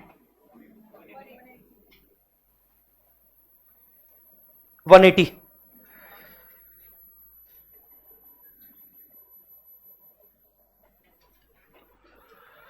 डन। इसका टीडीएस और वाला जो था प्रीपेड में, वो हम ऑलरेडी प्रीपेड में वर्किंग कैपिटल में देख लेंगे। नेक्स्ट, थेफ्ट हो गया, पेंडेंसी अपन मार्क कर चुके हैं। टैक्स रिफंड, तो टैक्स रिफंड भी अपन ने पीएनएल में डाल दिया होगा, तो पहले अपन यहां से हटा देते हैं, फिर लास्ट में ऐड कर देंगे। माइनस टैक्स रिफंड कितना? 50। अब इसको भी पी कर दो, पेंडिंग। ये तीनों चीजें पेंडिंग है, यहीं पर आएंगी पर सबसे लास्ट में। अब आप वर्किंग कैपिटल एडजस्टमेंट करिए जल्दी।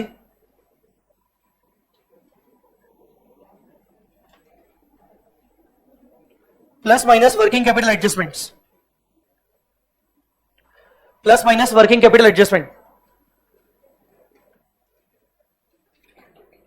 सो according to question, working capital adjustment के लिए सबसे पहले लाइब्रेरी साइड, क्रेडिटर्स जाइए। क्रेडिटर्स का कोई वर्किंग नोट था?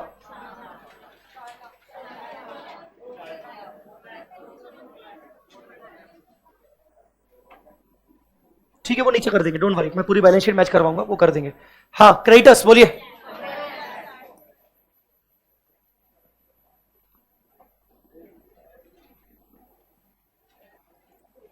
क्रेडिटर्स बोलिए। 4 लाख, 4 लाख क्या ऐड करेंगे? ठीक है। Bills payable,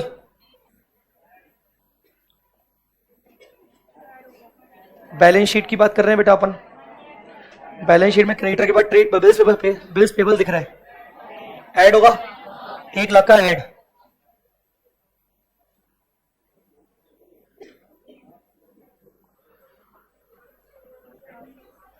bills payable done. फिर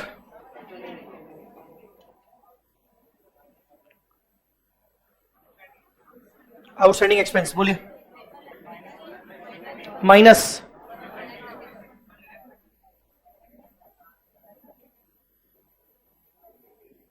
कितना? 130, 130। उसके बाद बिल्स पेबल और ये सब हो गए। अब asset side, trade receivable, inventory, prepaid, इन तीनों का जल्दी इकट्ठा करो।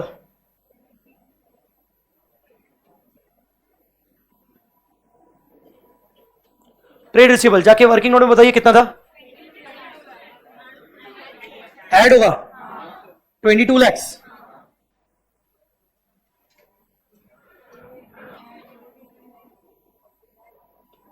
इन्वेंट्री, इन्वेंट्री का मैं याद दिला दूं आपको, इन्वेंट्री की बातें हमने जो की थी,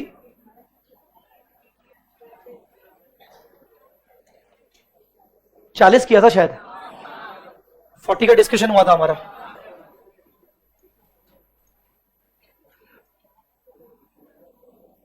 फोर्टी का डिस्कशन इसीलिए हुआ था क्योंकि इन्वेंट्री का ओरिजिनल कॉस्ट 80 था और क्लोजिंग इन्वेंट्री का ओरिजिनल कॉस्ट 40 था, तो 40 और 80 का डिफरेंस 40।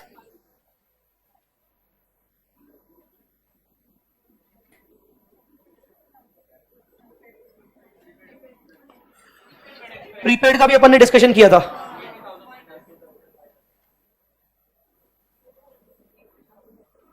प्रीपेड भी हो गया, कितना? 80,000 माइनस,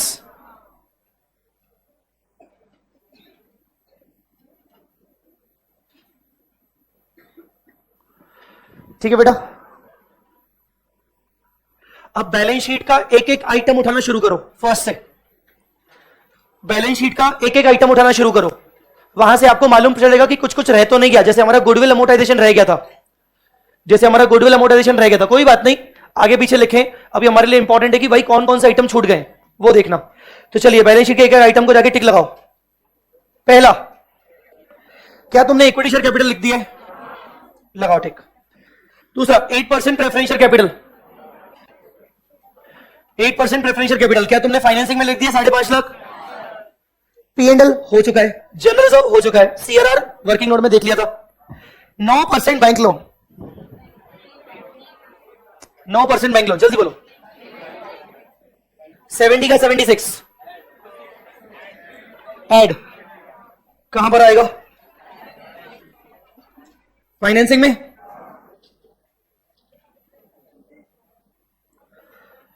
नौ % दिया हुआ इंटरेस्ट भी आएगा, बात करेंगे। बैंक लोन लिखो पहले, 6 lakhs बैंक लोन रेज्ड, ठीक है।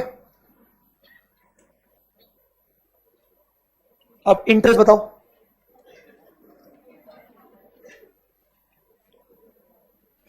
Interest on bank loan, sir क्या माने? बैंक लोन आपने बिगनिंग में ले लिया होगा, ये मान लो, तो आप इंटरेस्ट निकालो 76 लाख, 76 लाख पर, 76 लाख पर बैंक लोन का इंटरेस्ट निकालो।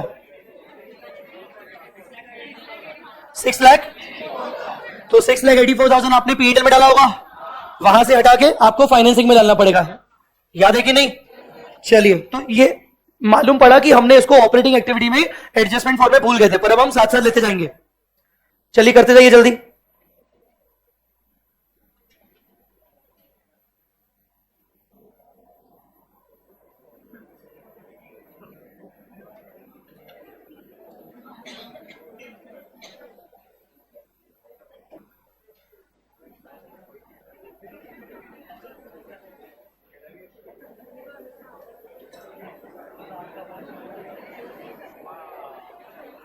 चलो बोलो, इंटरेस्ट ऑन बैंक लोन 684 यहां पर ऐड किया, और फाइनेंसिंग एक्टिविटी यहां लेस करेंगे, इंटरेस्ट ऑन बैंक लोन 684। अब बैंक लोन के बाद वाला आइटम,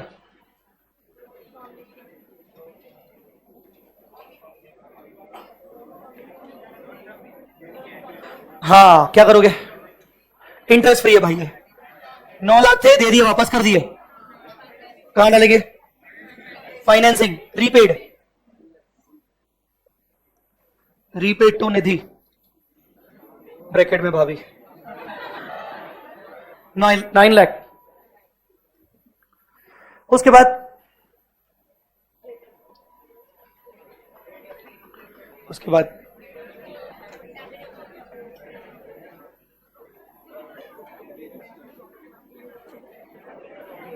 लोन भी हो गया, लोन भी हो गया, लोन भी हो गया। टैक्स प्रोविजन बचाया, अभी छोड़ दो, डिविडेंड पेबल टिक लगा लो। अभी 1 करोड़ की प्रॉपर्टी खरीदी भाई ने, कहां ले जाओगे? Investing minus investment in residential property,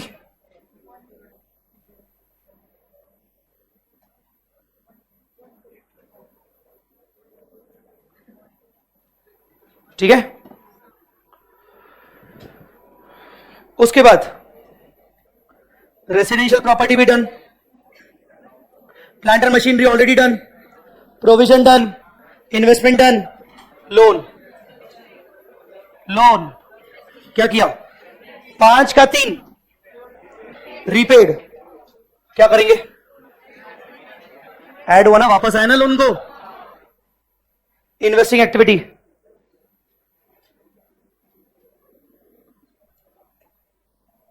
loan repaid by Jai, कितना? 2 लाख। चलिए वापस आ गया। नेक्स्ट, नेक्स्ट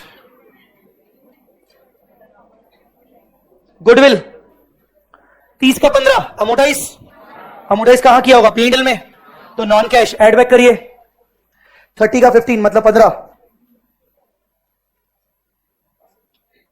एड बैक करो, amortisation of goodwill 15 lakh. Goodwill भी डन, और बोलो। एडवांस टैक्स अपना टैक्स वाले में हो चुका है ना, एडवर्टीजमेंट हो चुका है, दैट्स इट, हो चुका है सब कुछ। निकालो बिफोर टैक्स वगैरह क्या आ रहा है। इन्वेंट्री एडजस्टमेंट भी कर लिया।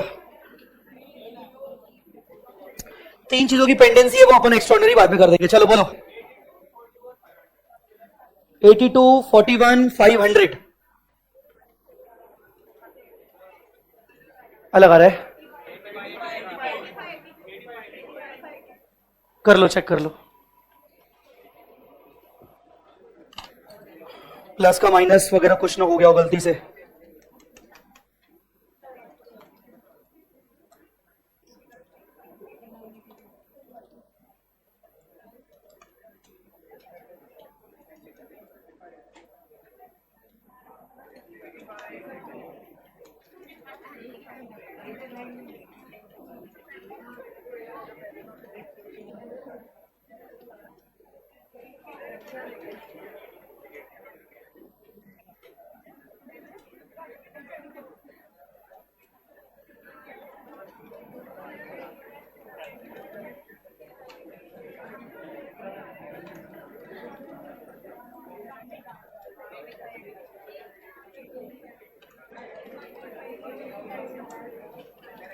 85 84 यही आ रहा है ना, 85,84,000 यही आ रहा है भाई, 85,84,000 net cash before tax and extra ordinary items. अभी आप लिखो minus tax paid, minus tax paid कहां था, टैक्स पेड 30 lakhs, घटाओ साले को 30 lakhs। फिर एक्स्ट्रा नहीं गए, वो 3 पेंडेंसी थी ना, वो बोलते जाओ। Minus loss due to theft 15 plus Insta YouTube कितना 250 प्लस टैक्स रिफंड 50 कितना आया,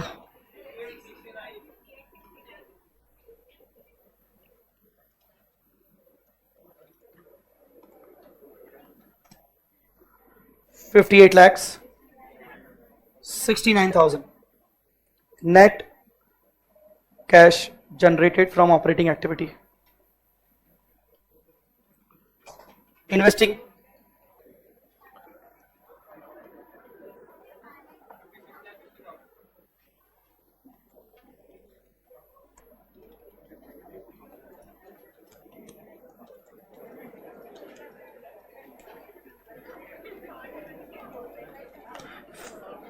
$52,10,000 आ रहा है, 52,10,000 आ रहा है। चेक करो भाई, एक बार कंफर्म करो। 52,10,000 I think used, net cash used.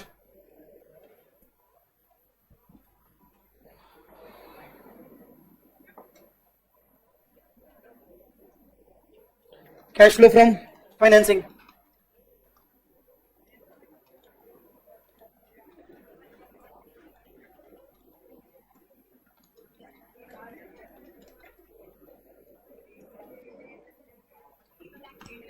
$864 negative, net cash used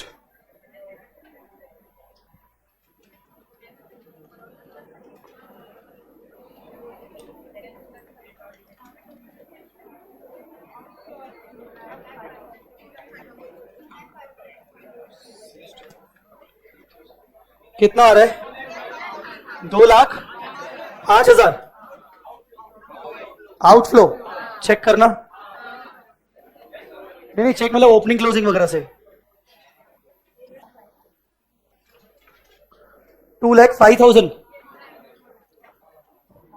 2,05,000 opening closing check करिए। 650 445 आ रहा है क्या, नेट प्लस सॉरी क्या लिखते हैं, net cash outflow, net cash outflow पहले कितना बोलो, आउटफ्लो कितना है 2,05,000 ए प्लस बी प्लस सी करके। फिर हमने उसमें ओपनिंग किया कैश एंड कैश, अच्छा ये negative, opening cash and cash equivalent किया 6,50,000, तो हमारा टोटल आ गया 4,45,000 closing cash and cash equivalent.